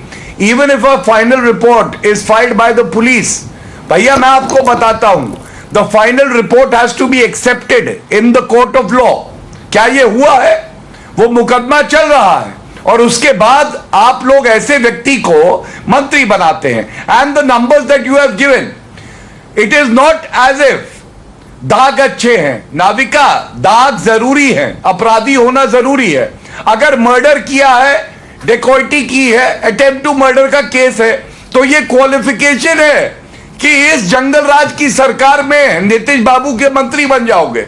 और अगर नहीं किया है तो फिर आप नहीं बन सकते हो. This is the minimum qualification. And I would just like to say one thing. It's not only about Kartikeya Singh. It's the brazenness with which Nitish Kumar is actually making such people ministers, giving out a strong message that I am there for them. Bihar will have to face this Jungle Raj, but as the BJP spokesperson, I can tell you people voted for BJP, and we will ensure that these people are booked, put behind bars, and people of Bihar will teach RJD and JDU a befitting lesson very soon. Well, Sunil Singh ji of the JDU, I want to ask you, प्रधानमंत्री candidate बनने के लिए कुछ भी करेंगे? Not only are you willing to sit with Tejasvi Yadav, the same party and the same leader who you had sought questions and answers from, not only are you actually backslapping them, and we all know what was said, to each other. Let that be aside. I just want to ask you, if there is a situation where a person has an arrest warrant and is supposed to surrender before a court on the 16th of August, is there no system of checking? Is there no system of profiling people who are going to take the oath of secrecy in a cabinet? Such a person who's an absconder from the law is actually the law minister. And the High Court has not only refused anticipatory bail, it has also refused the quashing of the case against him. And then a district magistrate comes and gives him protection till the 1st of September. Is this law being turned on its head in Bihar, Mr. Sunil Singh? Navika, from your esteemed channel, I want to reiterate a few points. That let me make one thing very clear, that Honorable Nitish Kumar has zero tolerance for 3 C's, which is crime, communism and corruption. He has got the sets of principles which he has proven many times कि ना हम किसी को फंसाते हैं ना किसी को बचाते हैं, law will take its own course. Whosoever he or she may be, which party belonging to, which post belonging to, whose thinking is he, doesn't matter. And that Honorable Nitish Kumar has shown many a time. This time also from a esteemed channel, I want to reiterate to your viewers that now I'll answer in which perspective. Now, second thing is about the oath. The oath, first of all, the thing that the ADJ court had already passed a no coercive action against him till 1st September. That's why it would take oath, number one. Number two, the Honorable Nitish Kumar said that he was not in knowledge of that, and once the matter has come to his knowledge, he will inquire into it. And let me assure again, if he inquires into something, all legal agencies, whichever will lawful, will take course. Fantastic, Mr. Sunil Singh. Dr. Anand Ranganathan, सुबह पूछा था नीतीश कुमार जी से तो उन्होंने कहा मुझे पता नहीं, अब रात हो गई, अभी तक पता नहीं. And then no inquiry into the minister when he takes oath, because सब कुछ जल्दी जल्दी में हो गया ना, जल्दी जल्दी पावर में आना था, जल्दी जल्दी सरकार बननी थी, तो तब मंत्री की इंक्वायरी तो हुई नहीं. अब मीडिया बता रही है तो अब इंक्वायरी होगी. Now, how just is that, Dr. Anand Ranganathan? Good evening, Navika, and good evening to all my esteemed panelists. Navika, to be honest with you, I think we are making a mountain out of a molehill. Bihar is one of the best governed states in India. Ever since it became secular last week, there is no crime. All reports of murder, rape and kidnappings are exaggerated by the gaudy media. And if the recently inducted law minister faces imminent arrest for kidnapping, I ask, what is wrong? Kidnapping has been misconstrued by the right wing. It is not an offense, but merely an exercise to get to know someone better. All you do is politely make sure your guest doesn't leave your premises. I ask you, what is wrong in that? Tehseen, for example, he kidnapped me when he took me out for lunch. I was under his watch for 3 hours. I could not move, I could not drink, I could only eat what he ordered. And in the end, I had to pay a heavy ransom just to be able to escape. So please, let us be balanced about this. But to be serious, Navika, according to the ADR, 68% of current Bihar MLAs, 68%, 163 in all, are facing criminal charges. 51% are facing serious criminal charges of murder, rape, dacoity and kidnapping. This figure is 10% more than the last assembly. 54 of them are RJD MLAs, 47 are from the BJP, 20 from the JDU, 18 from the Congress, and all 5 AIMIM MLAs face serious criminal charges, all 5. 75% of the JDU BJP cabinet since 2017 had criminal charges against it. Right now, the JDU RJD cabinet is 72% criminal charges. So thoda improvement aaya. Thing is, if the pool to choose from is facing criminal charges, the cabinet will be as well. But the cake, Navika, belongs to the holier than thou preachy communist MLA Mehboob Alam. He faces 28 serious cases of murder, attempt to murder, kidnapping, extortion, prostitution racket. Then there is one Anand Singh, fondly called Chote Sarkar. He is facing 68 criminal cases. You may remember him from that famous meme where he delightfully utters the place where Lawrence School is situated. But anyway, remember Hari Shankar Tiwari from UP, the first gangster to win elections from jail? He and his family first joined the Congress, then BJP, then SP, then BSP, then JDU. Remember Raja Bhaiya? BJP, BSP arrested him under Pota. SP dismissed Pota charges within 15 minutes of coming to power, made him a minister. BJP, that took his help in 218 Rajya Sabha elections, had made him a minister in 1997. Democracy, Navika, is more often than we'd like to admit, not so much the defeat of the elected as it is of the electorate. And anyway, as I said, choosing a minister facing imminent arrest on kidnapping charges, probably a tourism incentive like Hotel California. Once you enter, you can't leave. Tehseen Poonawalla, is that really what the people of Bihar are getting? Is this the insult of the people who actually vote a government to power? The question here is that forget everything anybody else is saying. Nitish Kumar doesn't know anything about Kartikeya Singh, his minister, his law minister, who's running away from the law. But his own MLA talks about Lacey Singh, another minister from her own party, and she says that this lady is a murderer. I'm not saying it, the BJP is not saying it. This is being stated by Ms. Bharti, an MLA of Nitish's party. So I want to ask you, is this a joke that is being played on the people of Bihar and the people of this country, that we have to just sit back and watch? क्योंकि BJP करती है, क्योंकि उत्तर प्रदेश में ऐसा है, क्योंकि left के लोग हैं उनके खिलाफ है. So we should just keep quiet. We should, as people of this country, as citizens of this country, as voters, just be mute spectators. Is this what politicians in this country want the electorate to be? Namaskar Navika ji, thank you so much for having me in the show. Namaskar to all my fellow panelists and to all your viewers. And like Anand rightly said, quoting one of my favorite songs, you can check out anytime you want, but you can never leave in Hotel California. I had to leave Anand because he was force feeding me steamed baturas, but that on a subject matter.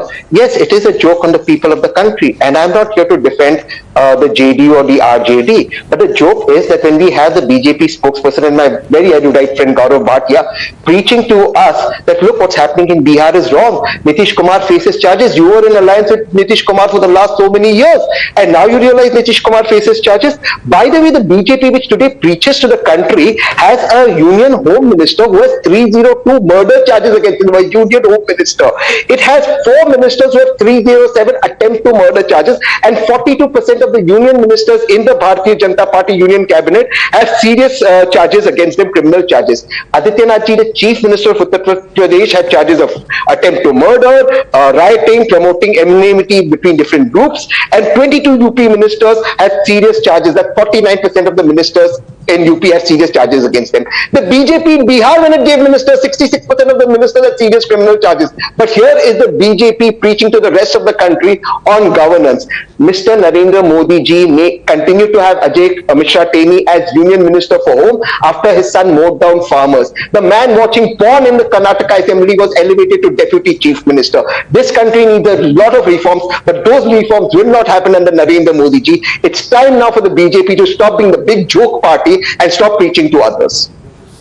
Well, I want to get in Mr. Manish Bariyar. Mr. Manish Bariyar, tall lectures by every political party, but very little to showcase to the people of this country who have virtually been conned again and again and again.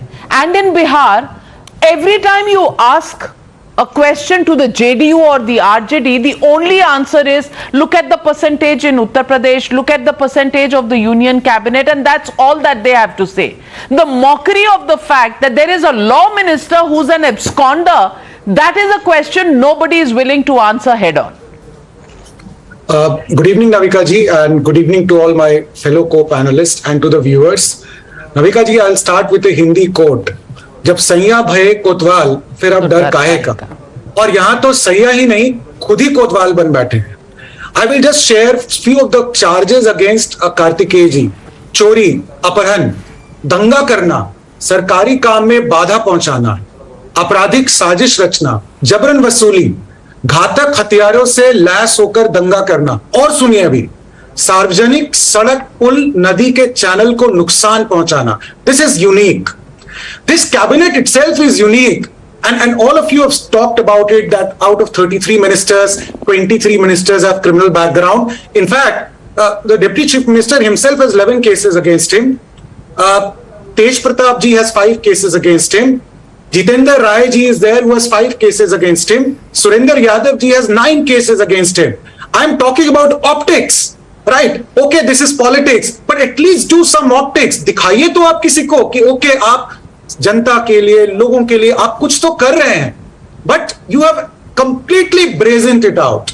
The incumbent chief minister, I would give him another sobriquet. I don't know Kumar. He's maybe, a lot of people are saying Sarvanash Kumar and so on. I'm really shocked at his utter apathy towards the people of Bihar. Through his singular decision of changing the government, he has pushed back Bihar to dark ages, and I'm not exaggerating. He is also, and I'm also deeply disappointed with Tejaswi Yadav. He's a young leader. He had such a wonderful opportunity for a young leader to break from those dark legacy which he has got and usher Bihar into a prosperous and a good thing. He has undone everything. He has not done that. He's again on that same path. And as Anandji was talking about, I'm really disturbed by the vicarious pleasure, what you call Lutyens media or some of the people call them secular. Their moral turpitude has gone to that extent that they seek hope for the entire country through Mr. Flip-Flop Kumar, through Mr. I don't know Kumar, through what many people call, and with due respect, Mr. Philosophy Yadav, through these people, they are looking at a hope for the entire country. It's shameful. Right, let me give you some of the statistics of last 5-6 days. And I would just put you 2-3 before I finish it off. Toyota showroom, everybody knows in Patna was looted. This happened, just after the announcement. Today, a 15-year-old girl was shot dead, shot in neck. On 11th August, a 14-year-old boy was shot dead in Begusarai. And today itself, a doctor named Muhammad Anwar, he was shot dead in Patna. Let me break another myth of Sushashin Kumar. And you'll be surprised to know, in the last Mahagathbandhan during 2015 to 17, with JDU and RJD together, Bihar was on top with 22.5% of the communal right cases. 3 years Bihar topped it, and this is a data which has been taken from National Crime Records Bureau. This entire argument that he is a Sushashin Kumar is absolute myth, and it is a myth which has been made very, very nicely, but I don't agree with that. Right. Well, so let me ask you, Mr. Sunil. Can I come in? Reply to him? 1 second. I want to make he made a personal comment on Tejaswi. Can I please? Can I reply? All right. First Tehseen and then Anand. Tehseen, go ahead. It's very easy on national television to keep coming and running down Tejaswi's academic record. It's very easy to do that. At least Tejaswi did not lie about it. Fine, he's not done well, he's not lied about it. There are people in the union government, I don't want to take the names, who've lied about their degrees, and the universities have been told to hide their degrees. And that you know who it is. It's very easy to say somebody is a flip-flop, somebody is a flip-flop. It is the Honorable Prime Minister in Bihar who was checking the DNA of Biharis. And if Nitish Kumar ji was not Sushashin Babu, then why was BJP in an alliance with him for so many years? Because BJP had the most number of criminals in the ministry with Nitish Kumar ji, says the ADR record. So let's not run down people on their academic records. At the end of the day, the academic records of the Honorable Prime Minister are not in public domain as well. Well, Dr. Anand Ranganathan, Tehseen Poonawala को गुस्सा आ गया. I wish to make. Navika, मैं बहुत quickly संक्षिप्त में 3 points. मुझे कुछ कहना है. गौरव जी आ रही please. Yeah, Navika, very briefly, 3 points I'd like to make. This is a lovely debate going on and there's no interruption. So please allow me. Number one, Tehseen जो है मेरे बड़े भाई की तरह है. But it is unbelievably rich coming from him talking about the hypocrisy of the BJP when 16 out of the 19 Bihar Congress MLAs are facing serious criminal charges. और गौरव भाटिया जी मेरे छोटे भाई की तरह है, लेकिन वो अलग बात है, वो दिखते बड़े भाई हैं. It is unbelievably rich of him to castigate and outrage Nitish Kumar, saying that 72% of his cabinet right now is facing criminal charges, when for the last 5 years, 75% of the JDU BJP cabinet was facing criminal charges.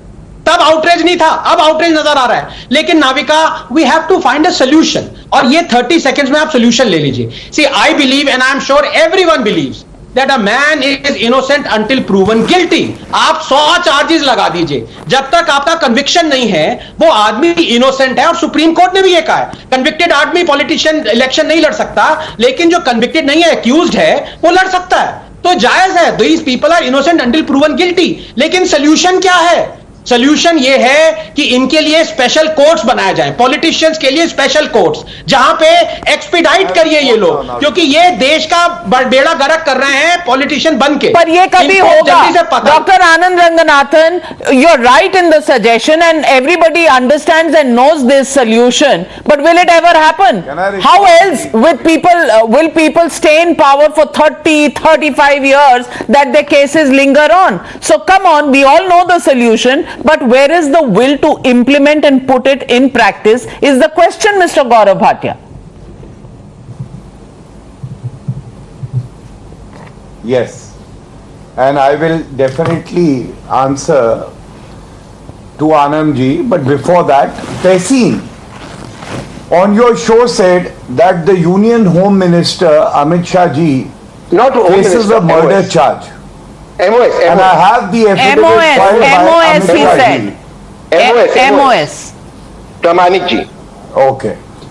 It's 302. So, okay, fine. Thank you for the clarification. I heard that you were taking the Home Minister's name, but it's fine. No, Second, Union MOS. when Tehseen, you do not even muster the courage.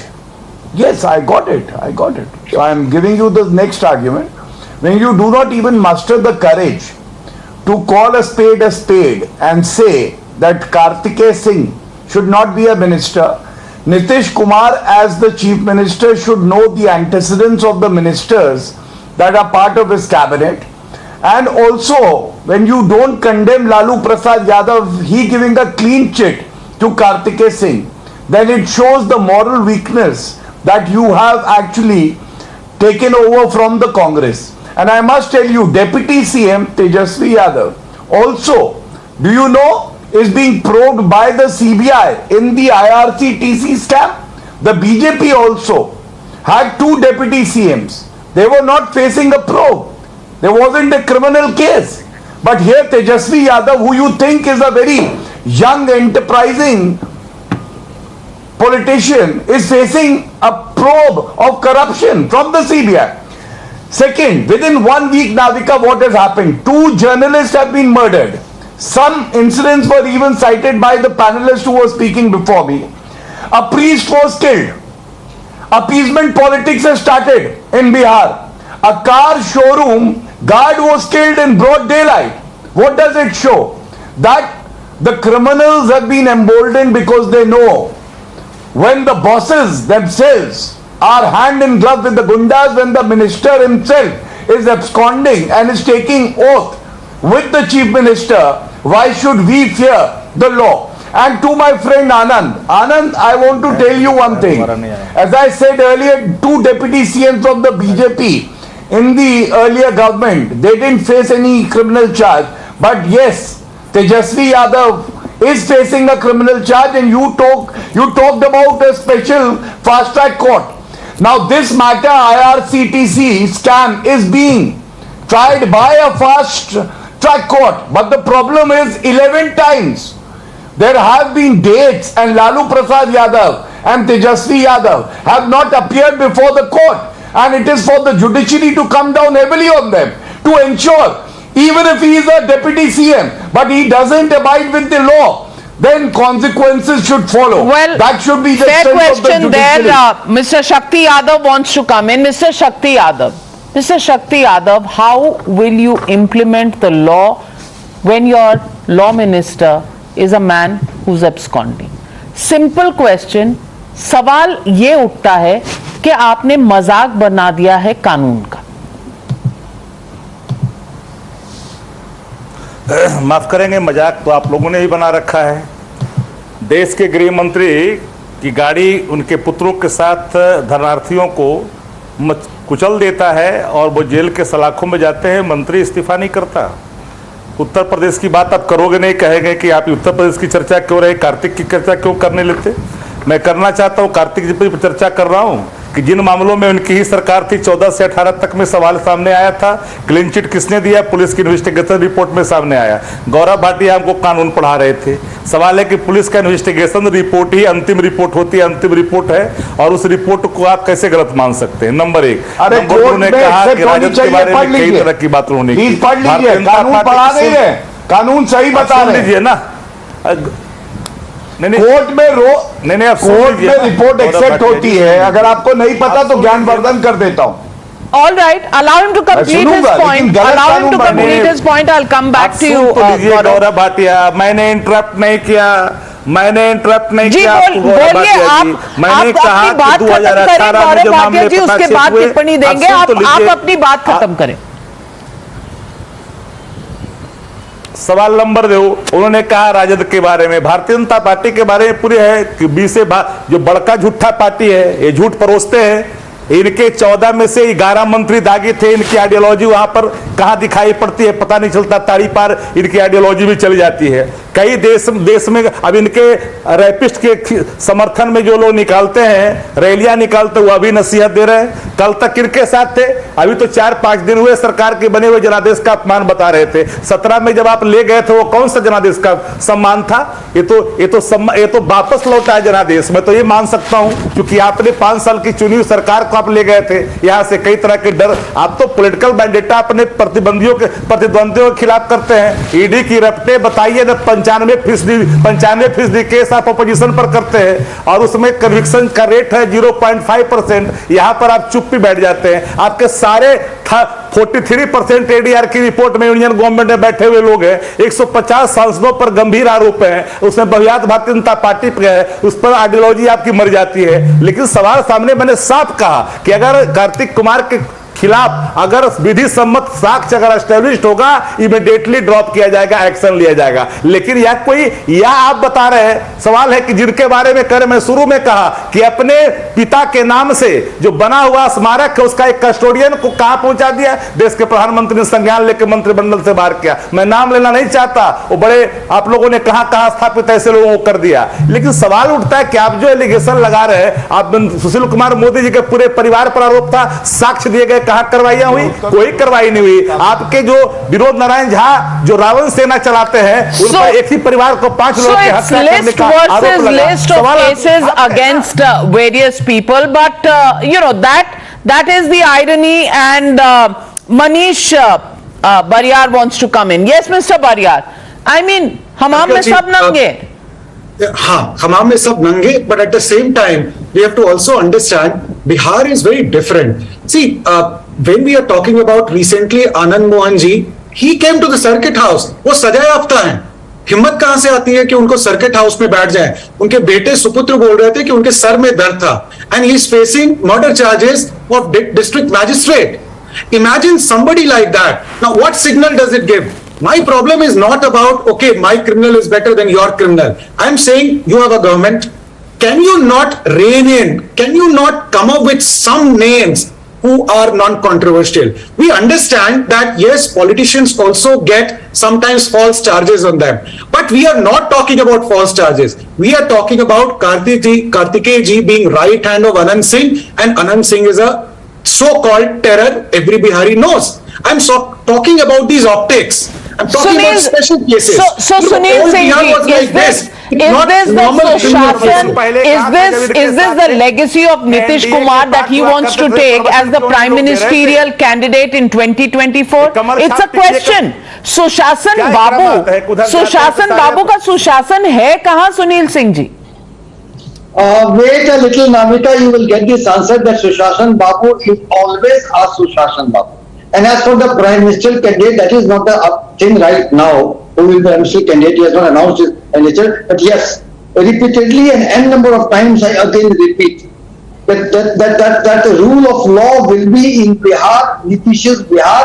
That's for sure. If something like whatever is being talked about, if somebody is guilty, whichever post he might be, Dr. Anand Ranganathan, are you reassured कि सुनील सिंह जी ने कह दिया तो सुशासन आ जाएगा बिहार में? अब आपको डरने की कोई जरूरत नहीं है।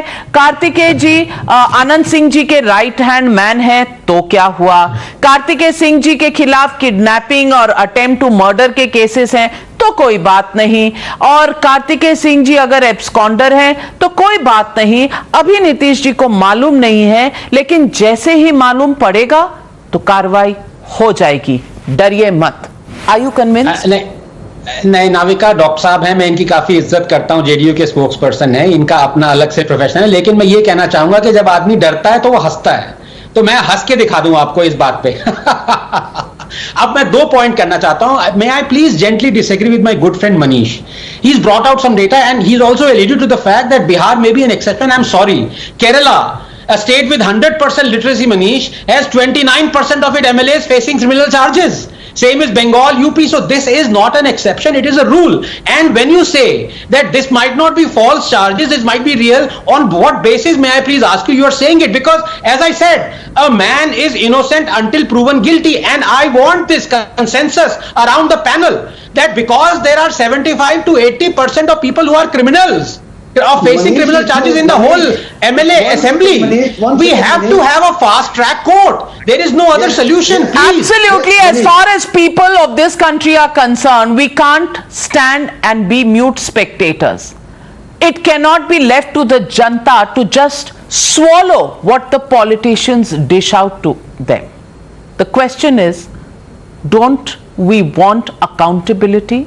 And can anybody get away with a law minister who's actually absconding from the law? Questions will be asked, answers are expected, and it cannot come with waiting and waiting being the job of the public. People of this country deserve an answer, and we're waiting for Mr. Nitish Kumar to give that answer to the people who have voted for his government. Thank you very much to my panelists for joining me on debate number 1. On the other side, the big embarrassment for India as FIFA drops us. 2 months before India was to host the Under-17 Women's World Cup, a big setback has been handed out to the Indian Football Federation. The Indian football body was suspended yesterday due to third-party influence. Sensational leaked audio tapes accessed by Times Now will perhaps explain why India got booted out. What you are about to hear is allegedly a meeting between former All India Football Federation President Mr. Praful Patel, the politician, and at least 7 state football administrators on the 6th of August. Patel can be purportedly heard saying, "Take it in writing, FIFA won't accept an interim committee." Hear the leak tapes for yourself. FIFA recognize an interim committee? No, FIFA does not recognize interim committee. And a committee which has to report to committee of administrators, there is never accepted. What is an elected committee? If it has to report to COA, where is the elected committee? Then we have to elect. All these points, the 7 people who are going to talk to lawyers should keep in mind. That FIFA doesn't recognize interim committee.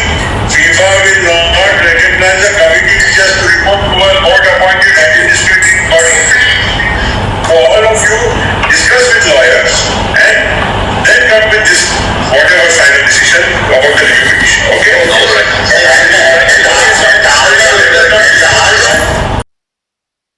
See, neither would I ever want India to be banned or suspended.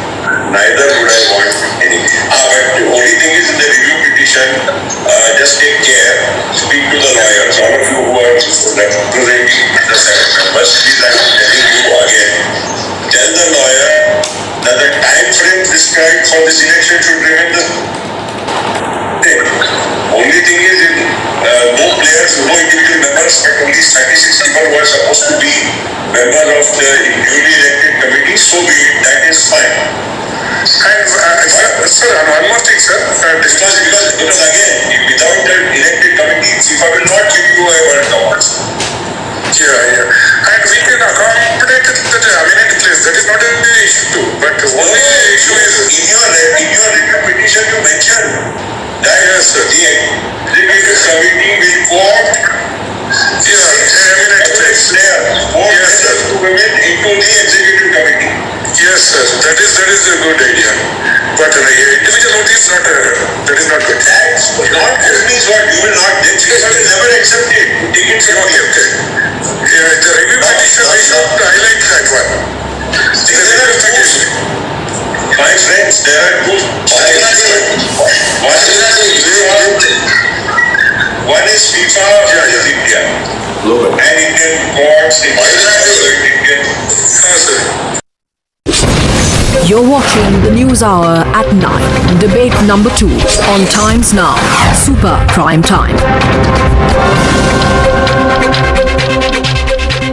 And joining me on the debate is Gaurav Bhatia, national spokesperson of the BJP, Tehseen Poonawala, political analyst. But my first question goes to Mr. Rahul Mehra, lawyer in the Supreme Court. Rahul Mehra, you heard that audio tape.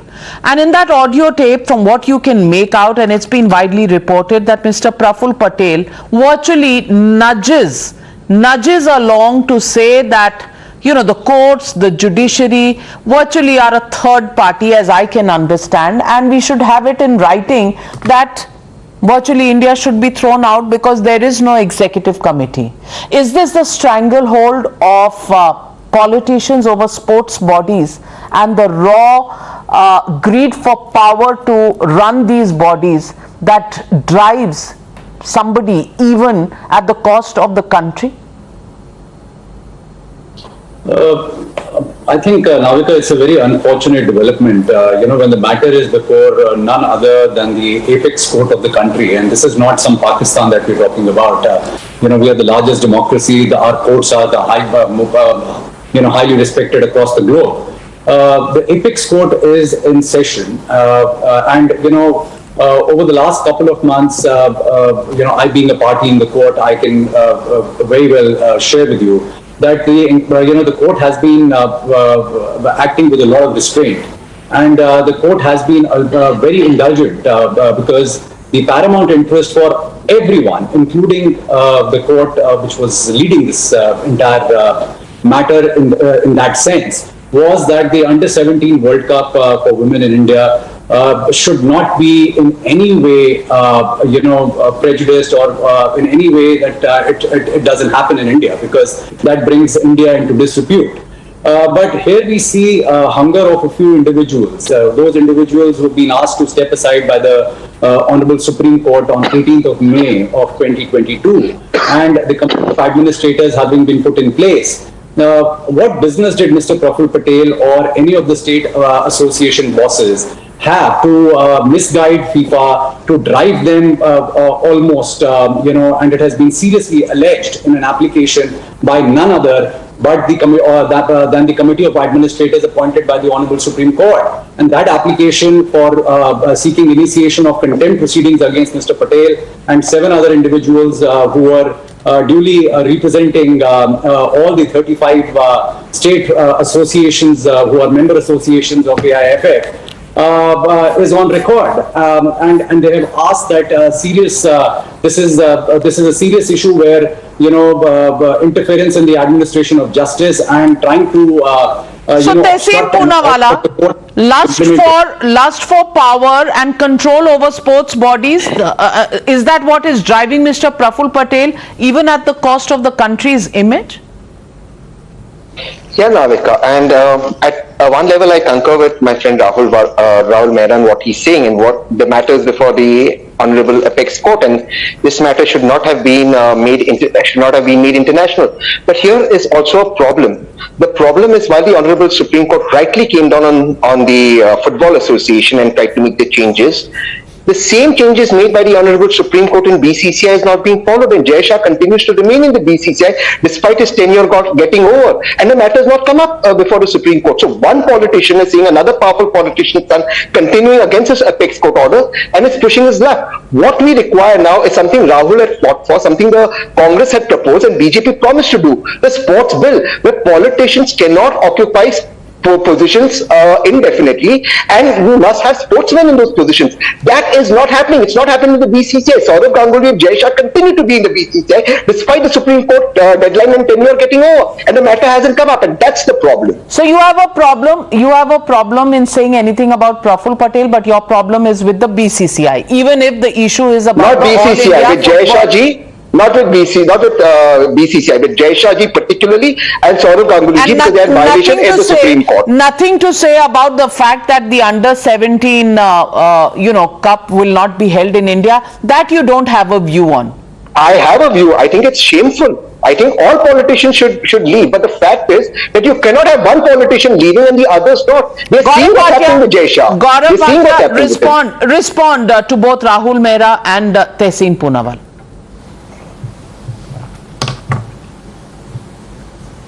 No, I, to a great extent, concur with what Rahul has said, and I'll tell you why.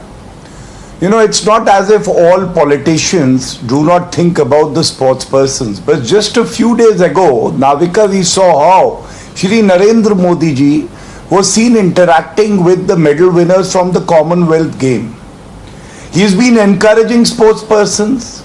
He has been also promoting sports in India. And on the other side, nothing could be more sinful than what Mr. Praful Patel has done.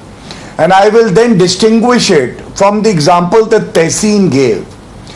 Even when you speak about Mr. Jay Shah, I would say that with some responsibility, I will say the difference is this, Tehseen. Here the matter was being heard by the Honorable Supreme Court. And the committee of administrators that has been appointed by the Supreme Court has complained of this influencing by Praful Patel, trying to influence the body to take a decision which is not in national interest. In the case of BCCI, whether it is Mr. Jay Shah or anybody else, the matter is pending before the Supreme Court, but there is no interference in the process of administration of justice.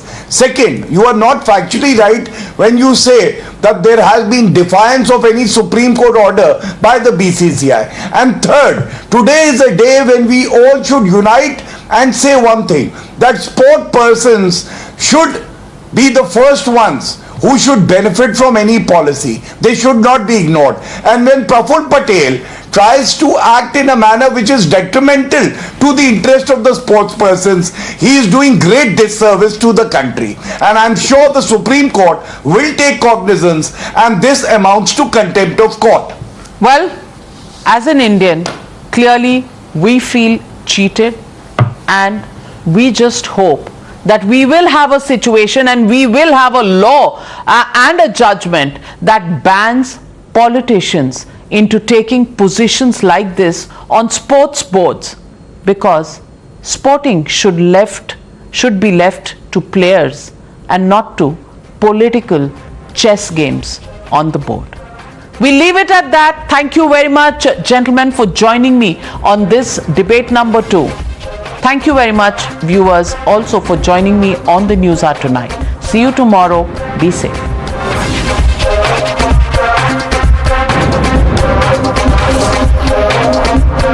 You were watching the Newshour at 9. Stay tuned.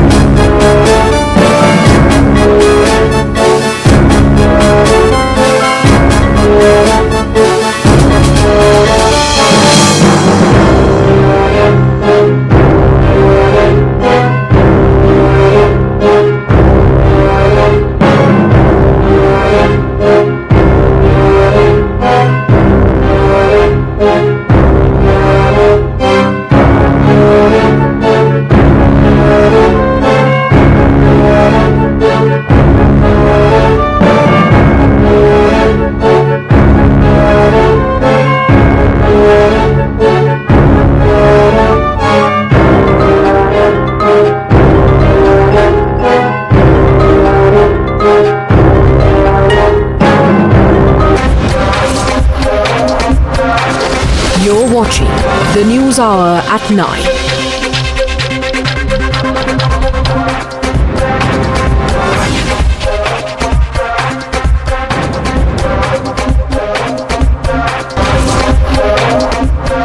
You were watching the News Hour at 9.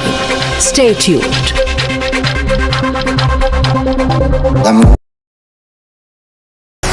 The most pressing issues, the most informed minds, free and fair exchange. Converse India with Rahul Shivshankar.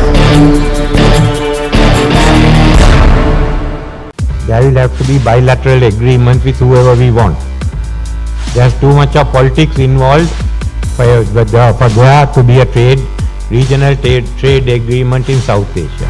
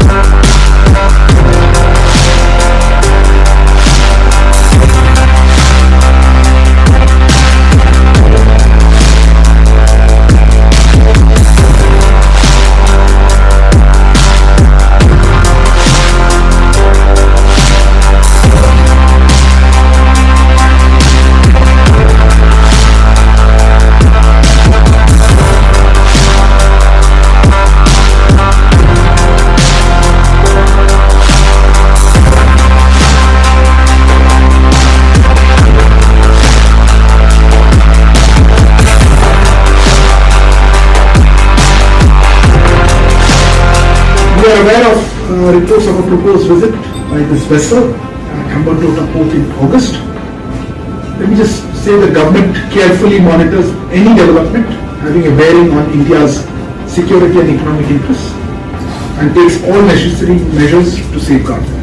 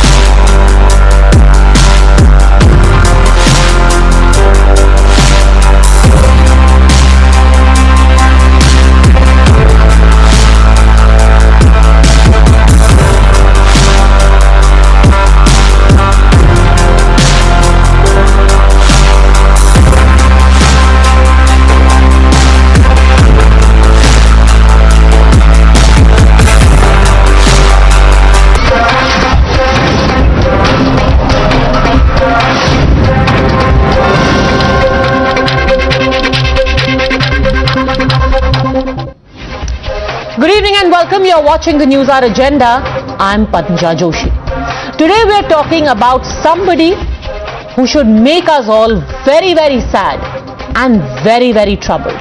Today, let's talk about Bilkis Bano. Bilkis Bano was just 21 years old when she was brutally gang raped, 5 months pregnant, fleeing violence and with her 3.5-year-old daughter. She saw 7 members of her family being butchered by rioters. Her mother, 3 other women were raped and brutally assaulted in front of her. After the assault, she was left without a thread on her body. She had to borrow clothes and walk to the closest police station.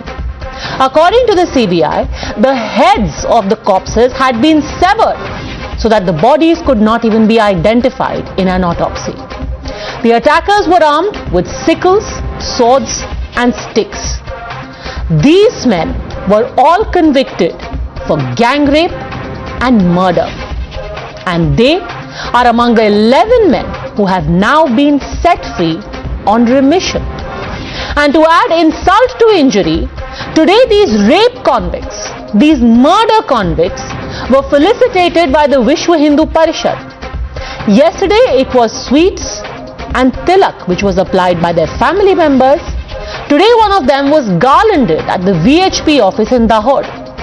Radhe Shyam Shah, one of the 11 culprits who was released, was feted by the VHP. Shah says that now he is set to make a fresh start. But can Bilkis's family look at any future at all, leave alone a fresh start? મેં 14 વર્ષ ઉપરની સજા પૂરી કરી હોય ને 18 વર્ષ થયા છતાં નહીં છૂટતા મેં નામદાર સુપ્રીમ કોર્ટમાં એક અરજી કરી હતી. એ અરજીના અનુસંધાને સુપ્રીમ કોર્ટે રાજ્ય સરકારને નિર્ણય લેવા જણાવતા અમને મુક્ત કરવામાં આવ્યા છે. અને મુક્ત થયા પછી મને બહુ ખુશી થાય છે. આજે હું મારા પરિવારના સભ્યોને મળીશ અને નવી જિંદગીની શરૂઆત કરીશ.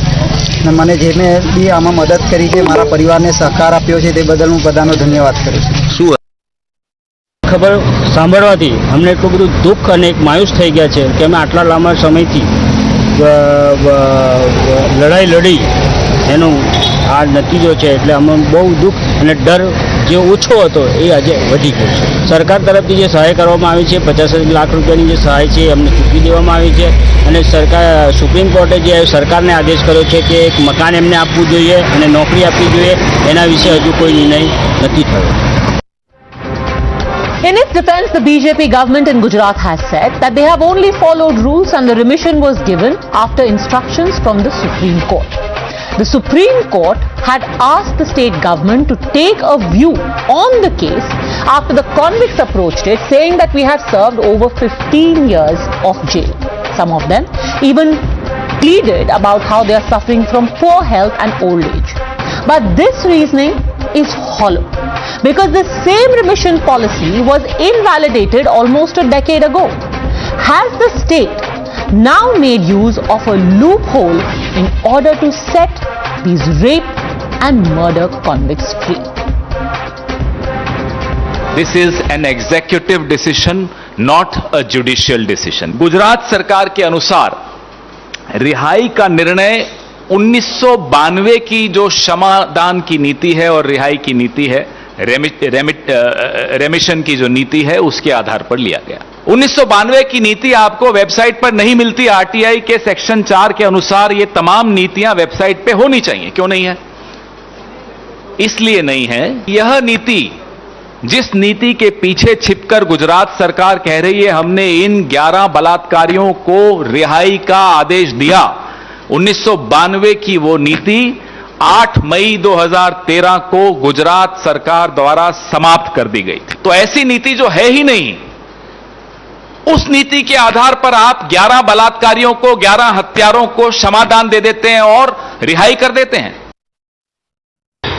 CRPC 268 268 में ऐसी जोगवाई है कि कोई उम्र कैद की सजा हो जो कैदी को, वो कैदी की अगर चाल चल तो अच्छी हो, वो सुप्रीम कोर्ट में जा सकता है और वो 268 CRPC के नीचे सुप्रीम कोर्ट गुजरात गवर्नमेंट को या कोई भी स्टेट गवर्नमेंट को उसका रिव्यू लेने के लिए अभिप्राय मांग सकती है. क्योंकि अगर अच्छा एटीट्यूड है, अच्छा उसका वर्तन है, तो गुजरात गवर्नमेंट ये को पावर है कि वो रिव्यू दे, उसको माफीनामा दे. 268 CRPC ऐसी चीज है कि जो सिर्फ सरकार को ही पावर है, स्टेट गवर्नमेंट को. इसमें कोर्ट बीच में नहीं आती. कोर्ट सिर्फ रिव्यू मंगा सकती है CRPC 268 का. So today the Gujarat government must answer this. Why has this exceptional clemency been shown to a man or to men who have engaged in exceptional cruelty? This may be technically a legal provision that these men can avail of, but do they deserve it? Especially when Bilkis and her family had made it clear at trial stage that they fear a threat to their life if these men remain at large. Today, they are walking amongst us. Can this remission be granted under a provision that doesn't even exist anymore? And can the government, now that it has set these men free, guarantee the safety of Bilkis and her family? Will these men be sent back behind bars and will this remission be cancelled? You're watching the News Hour at 10. Debate number 1 on Times Now. Super Prime Time.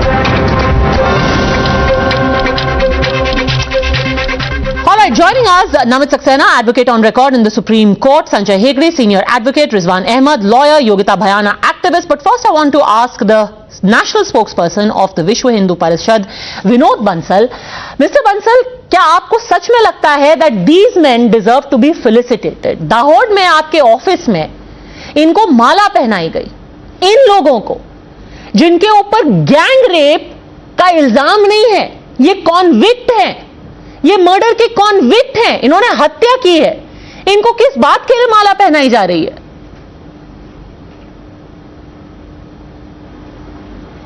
देखिए, सबसे पहले तो ये कि विश्व हिंदू परिषद के office में माला पहनाई गई है, मुझे तो लगता नहीं कहीं आपके पास कहां से खबर आई है, गलत है लगता मेरे को। सर, तस्वीरें आपके सामने, अगर कोई कॉन्विक्ट आपके दाहोद के ऑफिस में माला पहनाई गई, ये तस्वीर आपके सामने है, अगर आप टीवी देख सकते हैं। जी जी, नहीं, मैं कह रहा हूं कि वो हो सकता है आपके पास कुछ प्रूफ हो, मैं नहीं कह सकता, इसको मुझे वेरीफाई करना पड़ेगा। लेकिन कुल मिलाकर मैं ये कह रहा हूं, देखिए कि मैं उस विषय में नहीं जाना चाहता। मेरा कहना ये है कि अगर कोई कन्विक्ट हुआ, कन्विक्शन हो गया, एक सेकंड, उसकी सजा हो गई, पहले क्लियर करें, और अब वो इस सजा आदमी का नाम है अरविंद सिसोदिया, ये विश्व हिंदू परिषद का दाहोद में अध्यक्ष है। पहली बात तो आप कहिए कि आप इनको निकालेंगे। अगर आप इस बात से अग्री नहीं करते कि एक बलात्कारी को, एक गैंग रेपिस्ट को और एक मर्डरर को इस तरीके से फेलिसिटेट किया जा रहा है, तो पहले तो आप कहिए कि आप इनके खिलाफ एक्शन लेंगे।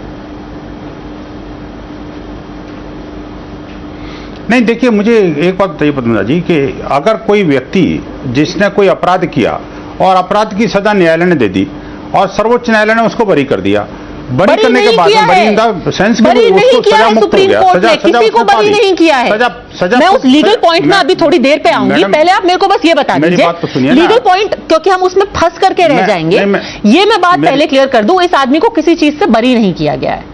आप मेरे को मॉरली बताइए, मॉरली क्या इन लोगों को हमारे बीच होना चाहिए? मैं आपको एक एग्जाम्पल देती हूं sir. Among the people who have been released is a man called Shailesh Bhatt. उनकी कल की रिलीज की तस्वीरें दिखाते हैं, 11 जो आदमी साइड बाय साइड खड़े हैं। We should be ashamed that these men are standing amidst us. Of the 11 men who have been freed is a man called Shailesh Bhatt, who has been given the benefit of doubt. Do you know what he is convicted of? This man took a 3.5-year-old child called Saleha from Bilkis's arms and smashed her to the ground.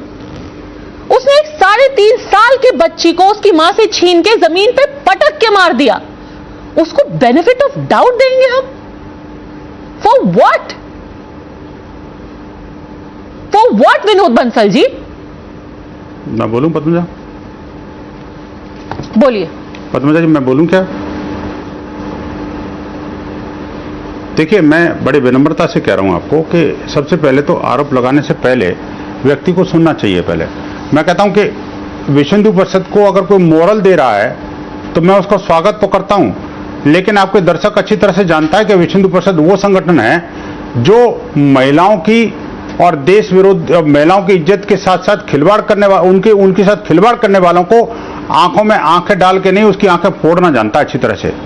और हम जो है वो हमें कोई moral सिखाने की आवश्यकता नहीं है सर, मोरल की बात, लेकिन मैं एक बात पूछना चाहता हूं, पूछ रही हूं, कि आखिरकार ये जहां पर आप शैलेश भट्ट को क्या जेल के सलाखों के पीछे होना चाहिए या जेल के बाहर होना चाहिए? आपका स्टैंड क्या है, आप बस इतना बता दीजिए।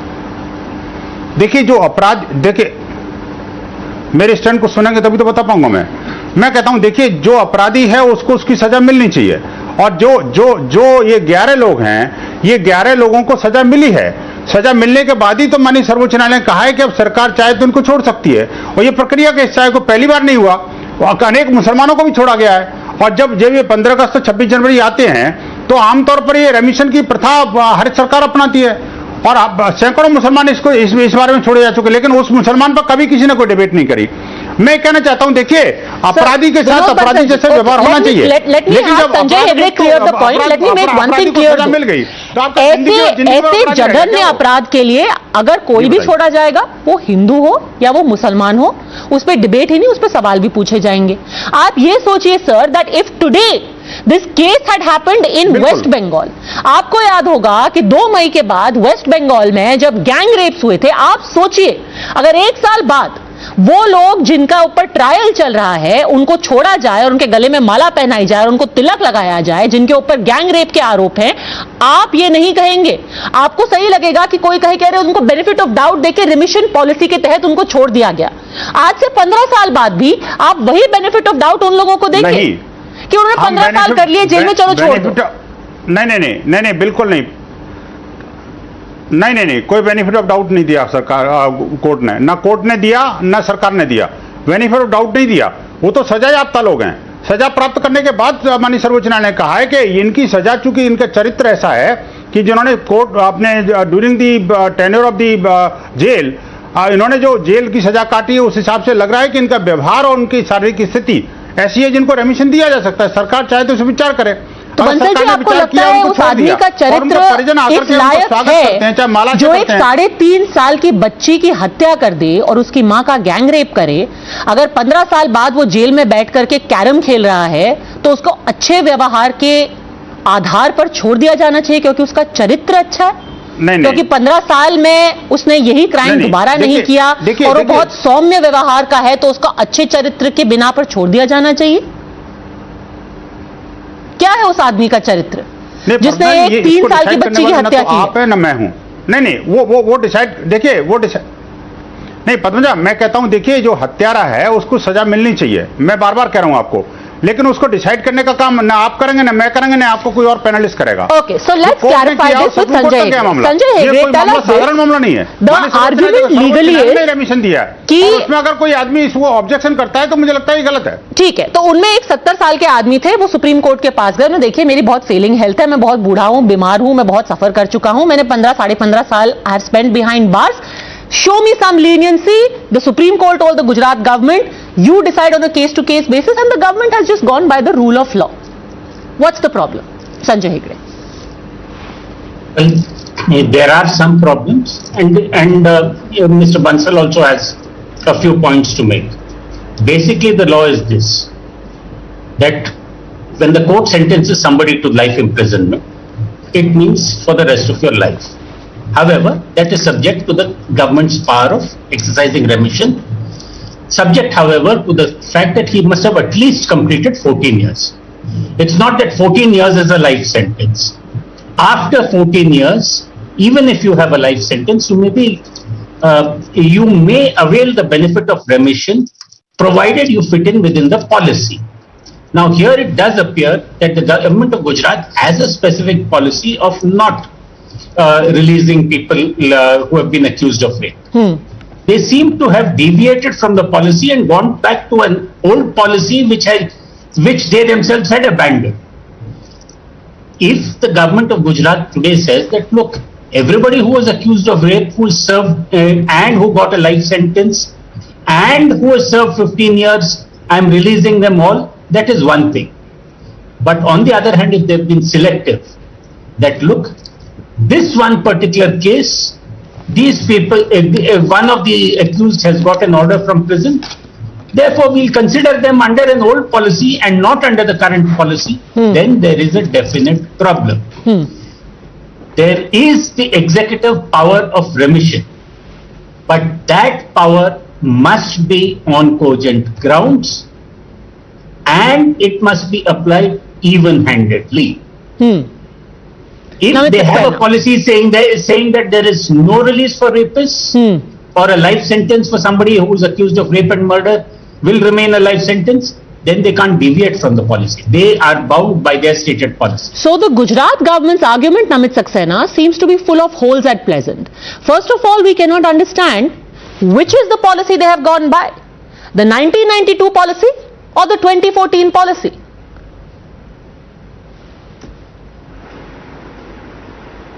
See, I must, at the first instance, I must clear this, that remission is not in form of a charity or compassion. Remission rather is in form of a legal duty which is to be discharged by the executive or by the state government, and in form of a right of remission to the accused. The sole restriction on right to remission is a statutory restriction under section 433A CRPC, which is in form of a negative covenant which says that only after 14 years a particular accused who is a life convict will be eligible to get remission. Now remission is again not that the state government that whimsically releases somebody. There is a procedure lays down, and this is important. Why? Because prisons is a state subject under Schedule 7 of the Constitution. So a state government has a right over prisons. Now under the Prisons Act as well as prisons rules as well as prisons manual, leave apart the 1992 policy or the 2014 policy. They are both not available in public domain. But even prison rules and the Gujarat Prisons Manual, it says so that there has to be a sentence review board. The sentence review board gives its finding. We've explained that entire background. Goes to the IG I will prisons. ask you a very layman question. What are the factors that decide whether a convict can get remission or not? Because the courts are very clear. Everything will be taken on a case-by-case basis. You are on the prison review board. How did you decide that these 11 men can be granted remission? They deserve it. What are the factors? Please name those factors.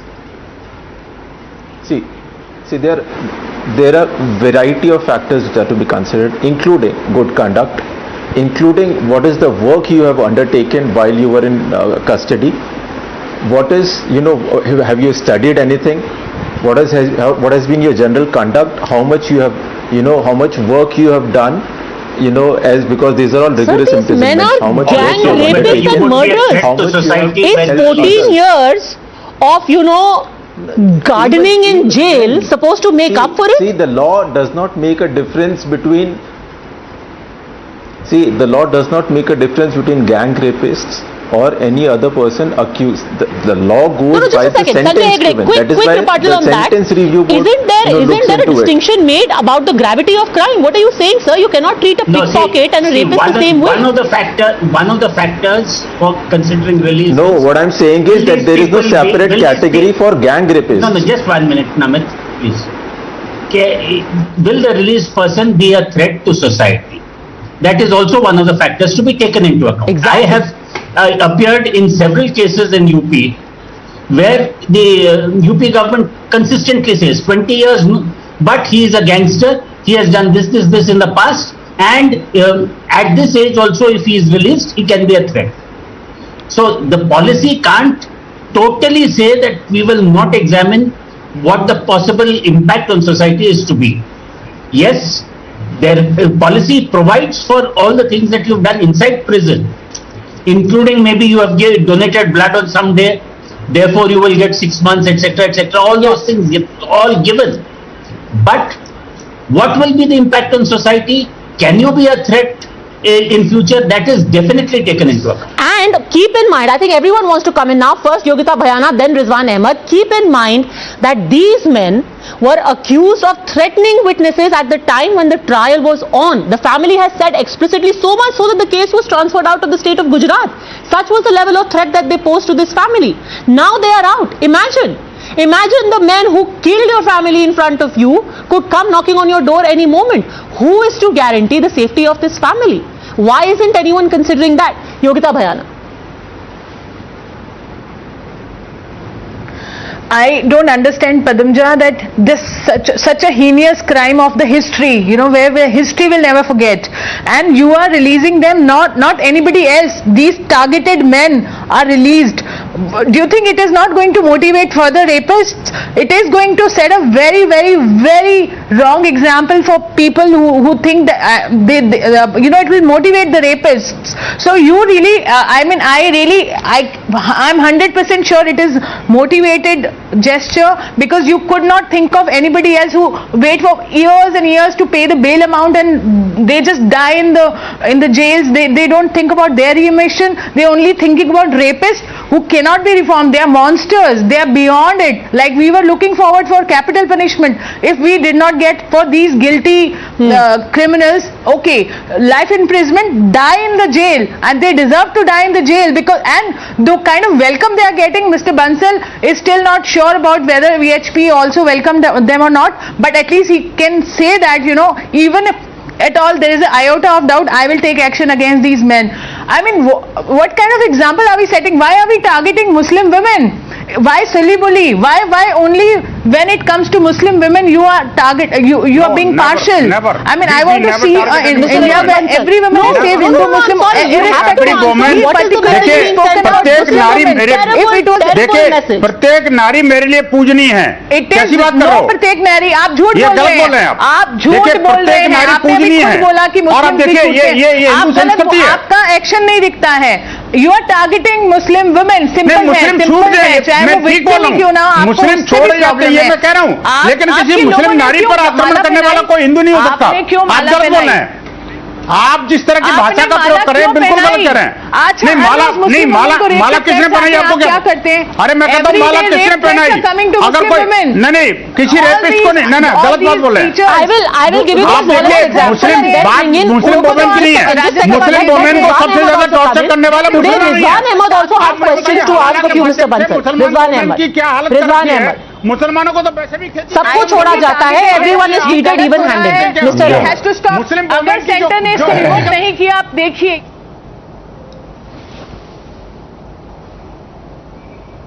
May I? Yes, go on, Mr. Ahmed. May I, Padmaja? Yeah, Padmaja, I am all the more appalled by the arguments which I have been hearing from the last 25 minutes. It is a moment that we should hang our head in shame. That's it. Don't tell me the law and the policies who were right now telling me the laws and the policy of humanity. The policy of humanity is above every other policy. Number one. Don't say every gang rapist can be remitted or can be remission for him. This was not even a case of gang rape. It was mass murder. And Mr. Bansal, हम दोनों ने एक साथ TV पर बहुत लड़ाइयां लड़ी हैं। आपके आगे हाथ जोड़ रहा हूं, आपका बड़ा सम्मान करता हूं, अगर मगर लेकिन किंतु परंतु खुदा के वास्ते, परमेश्वर के वास्ते, भारत माता के वास्ते आज ना करिए। मुझे ये आपसे उम्मीद नहीं थी बंसल भाई। हम लोग 8 साल एक साथ लड़े हैं जिहादियों से, इन देश के दुश्मनों से। आप जानते हैं इस बात को। मुझे ये भी उम्मीद है कि आप उन सरकार से बोलोगे। मुझे 1992 पॉलिसी करने वालों को भी बोलोगे जी। मुझे ये भी उम्मीद है कि जो तिरंगे के ऊपर चांद मुझसे ज्यादा कोई नहीं बोला है। मुझे ना सिखाइए मुझे क्या बोलना है के नाम पर। मुझे ना सिखाइए मुझे क्या बोलना है। आपसे ज्यादा मैंने बोला है। बताइए जो आपसे ज्यादा मैंने बोला है। रिजवान अहमद को ज्ञान ना दीजिए। आपसे ज्यादा मैंने बोला है। बोलने से क्या होता है? मिस्टर बंसल, रिजवान अहमद को ज्ञान ना दीजिए। विश्व हिंदू परिषद आज आपने अपनी औकात दिखाई है। आज आपने अपनी औकात दिखाई है। समझिए आपसे ज्यादा मैंने बोला है। वो आतंकवाद फैलाती है, महिलाओं की इज्जत के साथ खिलवाड़ करती है। ज्यादा लड़ाऊं मैं जिहादियों से। शर्म आनी चाहिए आपको। शर्म आनी चाहिए आपको। समझे आप? अरे शर्म आनी चाहिए आपको। शर्म आनी चाहिए। आपको शर्म आनी चाहिए। आप फलाना के अंदर जीते हो। शर्म आनी चाहिए। नहीं बोलते। समझे? अभी सुप्रीम कोर्ट में कल please continue. Vinod Bansal ji, you know there are some issues where in civilized society there cannot be any caveats. Zero caveats. There should be, never has been and never will be any caveats when it comes to what society's approach should be to crimes of this kind. Mr. Ahmed, finish your point. Rizwan Ahmed, finish your point and I'll go back to Namit Sir. Finish your point. One thing more. When the crime takes place on a given date, then the punishment has to be from that day only. It cannot be in retrospect. Here we are not talking about crime, we are talking about remission. So the operational part is here not crime but remission. And when it is remission, the day which the law which prevails on this day has to prevail, and we cannot go in retrospect कि 1992 का law 2014 के law को sideline करके हम 1992 को law को सामने ले आए. Rizwan Ahmed, give me a second because there will be a lot of confusion in the minds of people. What you are describing, I want to quickly take a second and with the help of graphics explain to our viewers what exactly it is that Mr. Ahmed is speaking. Now there were two policies. One was in 1992. The Gujarat government right now is arguing that we made use of this 1992 policy. However, the beautiful thing is that this policy has already been invalidated by the Supreme Court in 2012. How did the government in the year 2022 make use of a policy that ceased to exist after 2012? So, one would assume that they would have chosen a policy which came into being in 2014. This 2014 policy came into being after orders of the Supreme Court and instructions from the Apex Court. The beauty of this policy is that it expressly says that there are certain people who will not be given the benefit of remission under the 2014 policy, and that includes those who have been convicted for murder with rape, which means that these people under the 2014 policy do not enjoy the privilege of remission. And leave aside policies. There is a basic human discussion that we are having here. Are we going to keep talking about these little quibbles and these little loopholes? Let me give you an example. We went back to Gujarat, and since people are talking about humane approach, listen to this man called Abdul Quddus. He has been in jail for the last 20 years as well. As much time as these rapists and murderers have spent. He is today asking, Bilkis's rapists got benefit of doubt. They got benefit of a provision. What about me? Listen to him and you will understand why I am talking about his case. मैं cancer का मरीज हूँ और मैं diabetes है और बच्ची के 3 ऑपरेशन हुए और मैं छोड़ा नहीं जाता. मैं बहुत घर से परेशान हूँ, तकलीफ में हूँ, कोई धंधा पानी खा नहीं सकता मैं. आप कितने साल से जेल में हैं? क्या सजा हुआ था? 30 साल आजीवन की सजा लगी थी. आजीवन की सजा लगी और 30 साल से जेल में हूँ. क्या मामला था? कौन से मामले में आप? So you possibly could not understand him very well. I'll tell you who he is. He's a man who was convicted for murder. He's been behind bars for 30 years despite the fact that he's suffering from cancer. Why isn't he being shown the clemency and the mercy and the benefits that these 11 men have been shown? And we are still supposed to believe that somehow it is the good conduct. This man is suffering from cancer. He's been in jail for 30 years. But he's a murder convict. He should be in jail, and so should the people who have murdered and butchered Bilkis's family. That is the reason why we're asking, is there any such precedent? Sanjay Hegde, for such clemencies being cancelled and people being sent back. Can remission be cancelled? Well, if the remission is based on consideration which is not germane, like if you took into account the 92 policy when there is a different policy which ought to apply, then it could be struck down.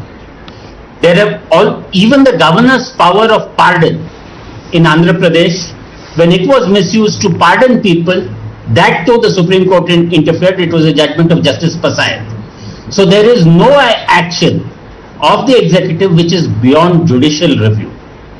But in the Gujarat government itself can very well reconsider it. Yeah.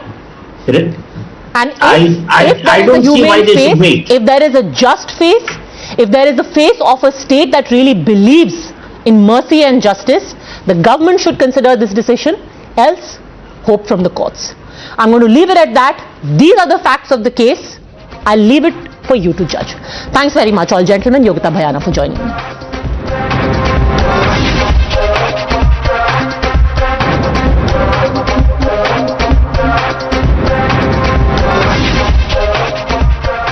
For long there has been an ongoing tussle over the legacy of Savarkar, about whether he deserves to be called a freedom fighter, whether he should find any place at all in India's Independence Day celebrations. But things really got to a ridiculous extreme when in Kerala, a little child who was dressed up as Vinayak Damodar Savarkar in a school play was stripped of the costume simply because the IUML and the Congress had a problem. Is this the level of intolerance and Savarkar phobia in the country that far from trying to foist ideas of who Savarkar is and what should the country think of him, now even his very depiction by a child runs foul of our ideological biases?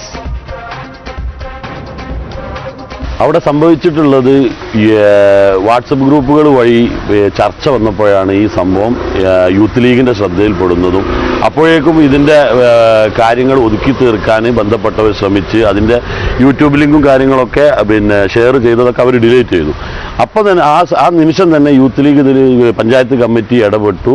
പ്രതിഷേധ ധർണയുമായിട്ട് മേലാപ്പറമ്പ് GVHS ഹൈസ്കൂളിലേക്ക് rally ആയിട്ട് അവിടെ എത്തുന്ന സമയത്താണ് ഇത് പൊതുജനങ്ങളിലേക്ക് ഈ വിഷയം അവിടെ എത്തുന്നത്. ഹയർ സെക്കൻഡറി സ്കൂളിൽ നടത്തിയ You're watching the News Hour at 10, debate number 2 on Times Now, Super Prime Time. Member of Parliament in the Rajya Sabha, Rakesh Sinha, joins us along with Syed Islam, spokesperson of the JDS. My first question is to Faisal Babu, General Secretary of the IUML. It's just a child. What possibly could be the problem, Mr. Faisal Babu, of a child depicting Savarkar in a school play? History is supposed to be about an exchange of ideas, right?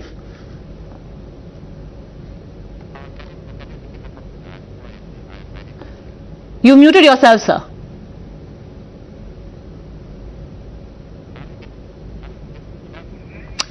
All right, the jinx strikes again. Yes, Syed Aslam Pasha. What's the problem with depiction in a play? No, absolutely not. I mean, when it comes to the freedom fighters, anyone can think or imagine they're called as a freedom fighter, that's up to them. But for us, definitely Savarkar, when his ideology talks about the Rashtra, when his ideology talks about the narrow-mindedness, doesn't believe in the inclusiveness of India, we don't definitely believe him as a freedom fighter. And I want to tell you that his ideology is definitely against the pluralism. His ideology is definitely against the inclusiveness. But sir, the child should decide on his own. Nobody should be stripping him of a costume because you believe what Savarkar is. The child can make up his mind. He wanted to dress as Savarkar. I completely agree to the point, but my only bone of contention is he cannot be compared with the forefathers of a freedom struggle. He definitely cannot be compared with the forefathers of freedom struggle. But that is your point of view, sir.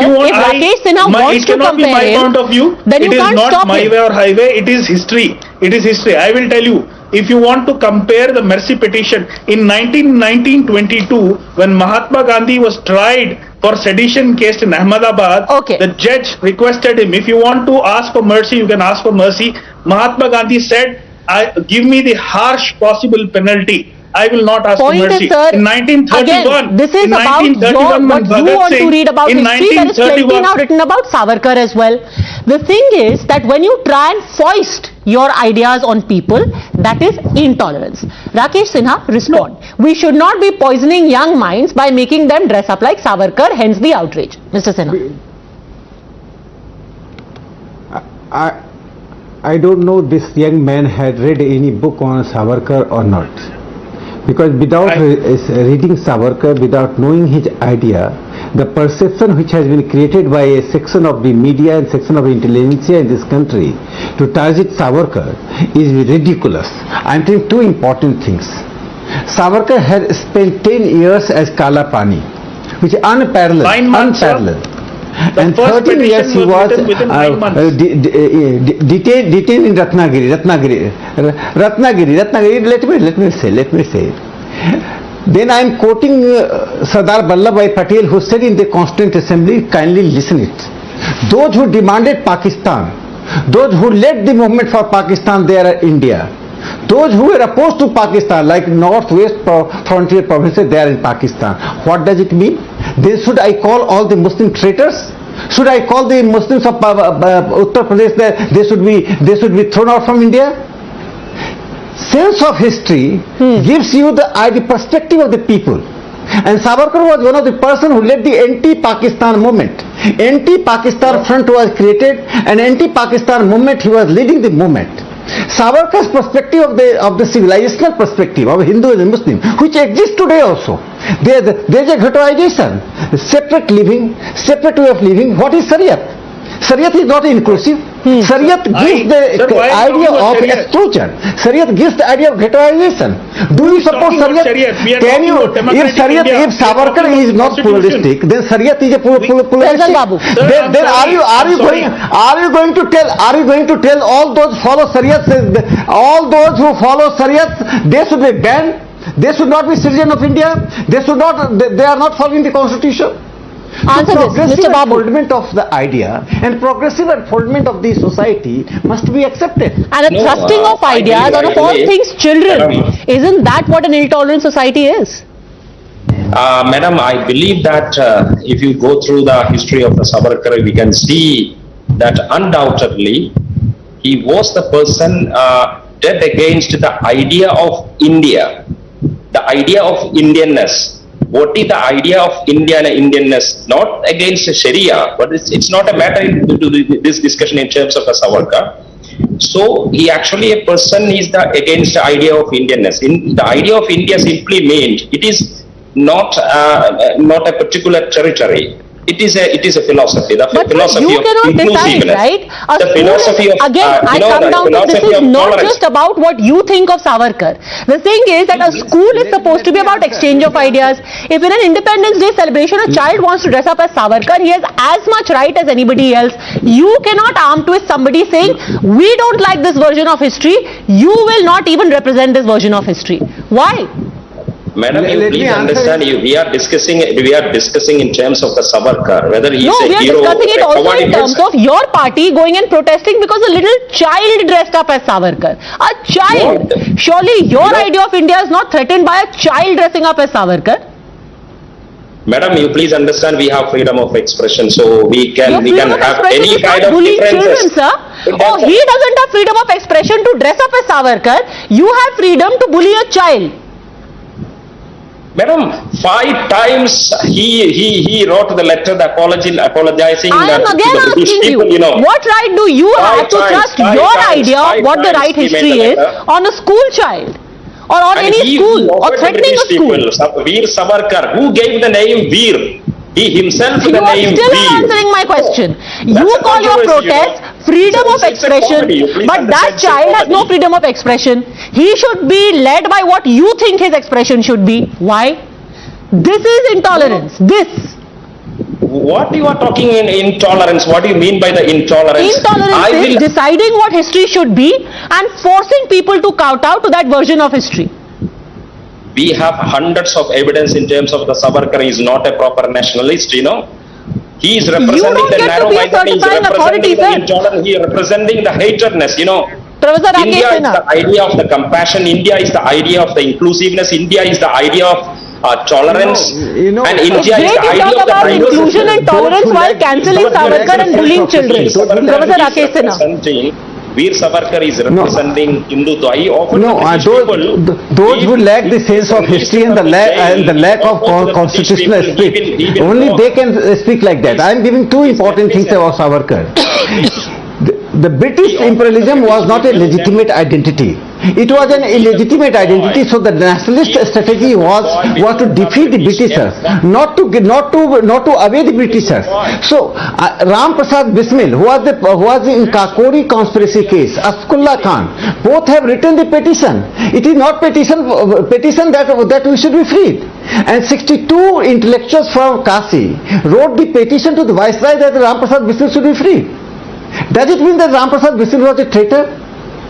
Maharshi Arvind shifted to Pondicherry. Does it mean that Maharshi Arvind was a traitor? In fact, these people want the idea of India, PFI, Popular Front of India. The members of PFI chopped off the hands of the T.J. Joseph in Kerala. Where were they? The idea of India. What happened to T.J. Joseph? Problem of the Kerala. Because he selected a question which was against the sentiment of a particular community. You are defending the RSS sources. They want to create a society based on Shariat. They want to create a society where there is a ekam satyam bahuda vipra bhavanti. Do you agree that all religions are equal? And can you say that the concept of jihad is against the idea of India? Do you agree? The very concept of jihad is against the idea of India, against the pluralism. And just by the way, sir, when we keep talking about what happens in Kerala, violence in Kerala being about RSS versus PFI, always remember Professor T.J. Joseph did not have anything to do with the RSS. His only fault was that he put one question in a question paper. Anyhow, the larger point in this entire debate is that you may have a conflicting version of what you think Savarkar stood for.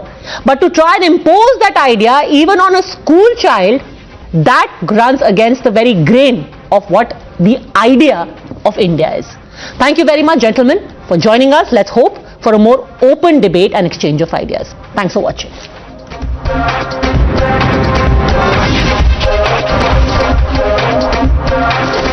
The News Hour at 10 will be right back after the break.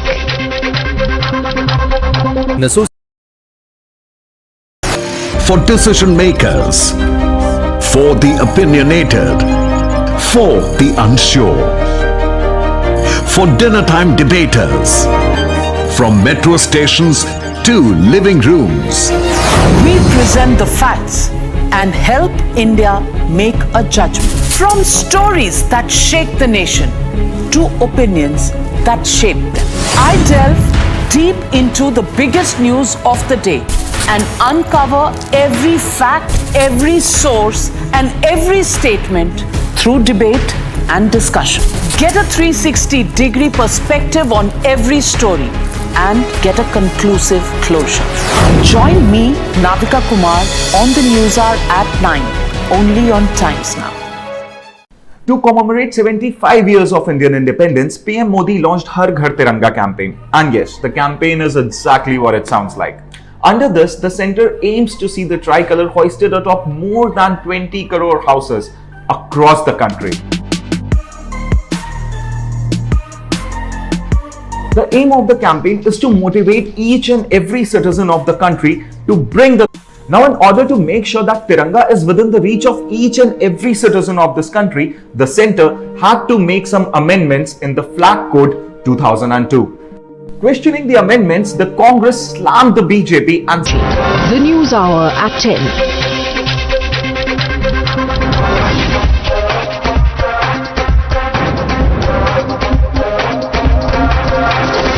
The News Hour at 10 will be right back after the break.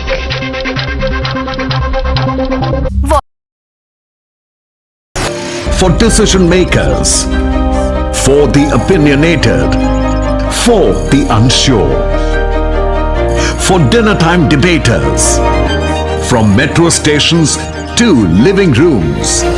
We present the facts and help India make a judgment.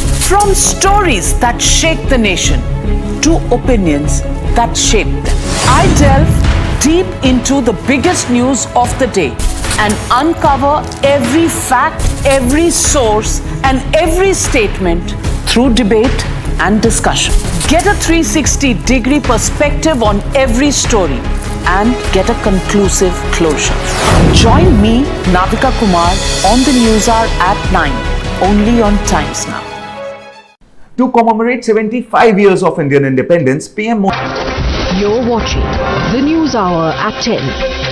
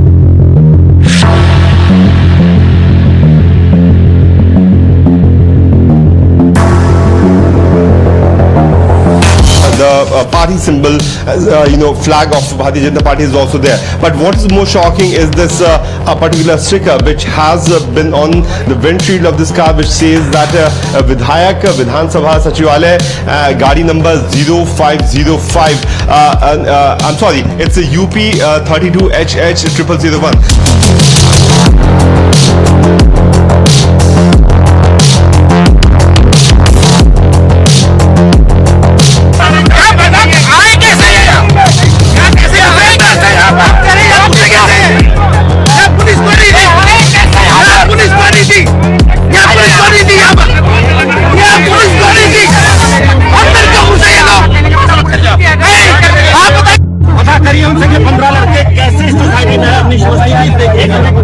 इससे बड़ी शर्म की बात नहीं हो सकती।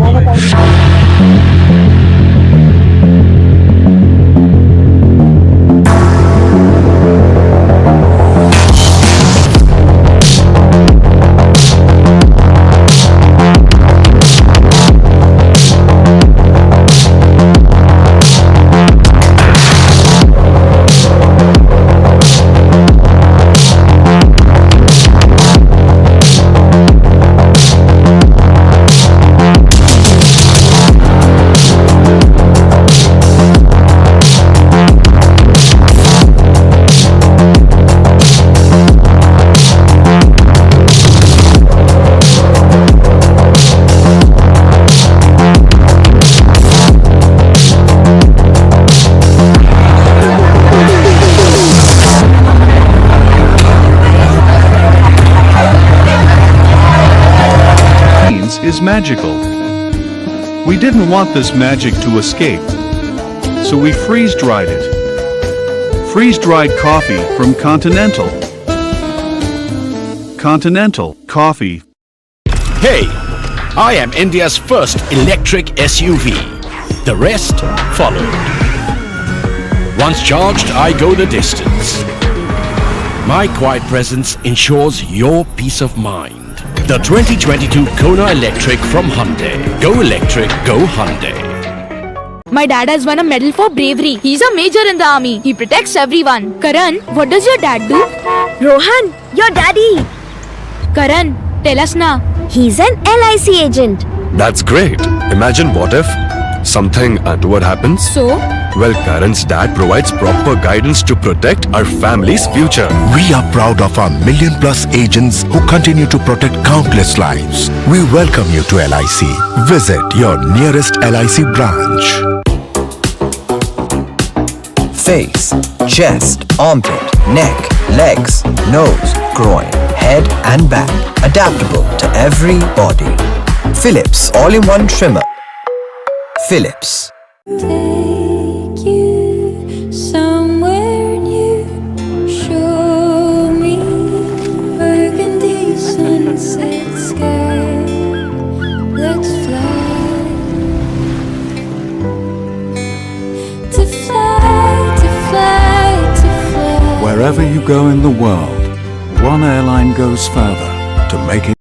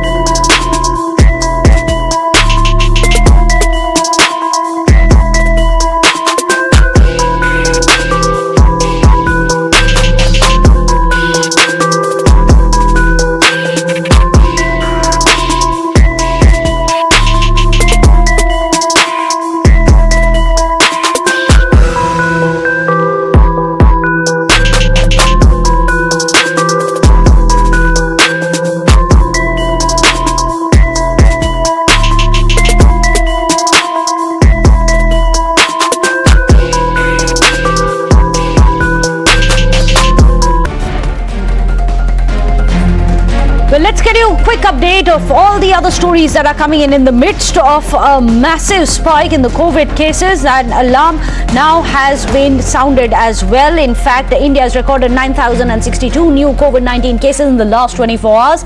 The daily positivity rate stands at 2.49.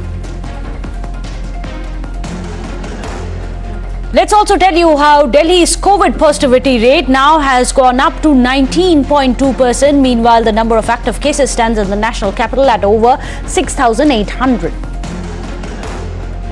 Following the recent surge in COVID-19 cases in the national capital, Delhi Lieutenant Governor V.K. Saxena has said that the pandemic is far from over. He also appealed to the people to adhere to COVID-appropriate behavior.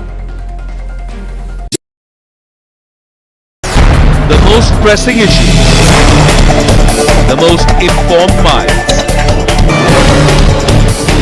free and fair exchange. Converse India with Rahul Shivshankar. There will have to be bilateral agreement with whoever we want. There's too much of politics involved for there to be a regional trade agreement in South Asia.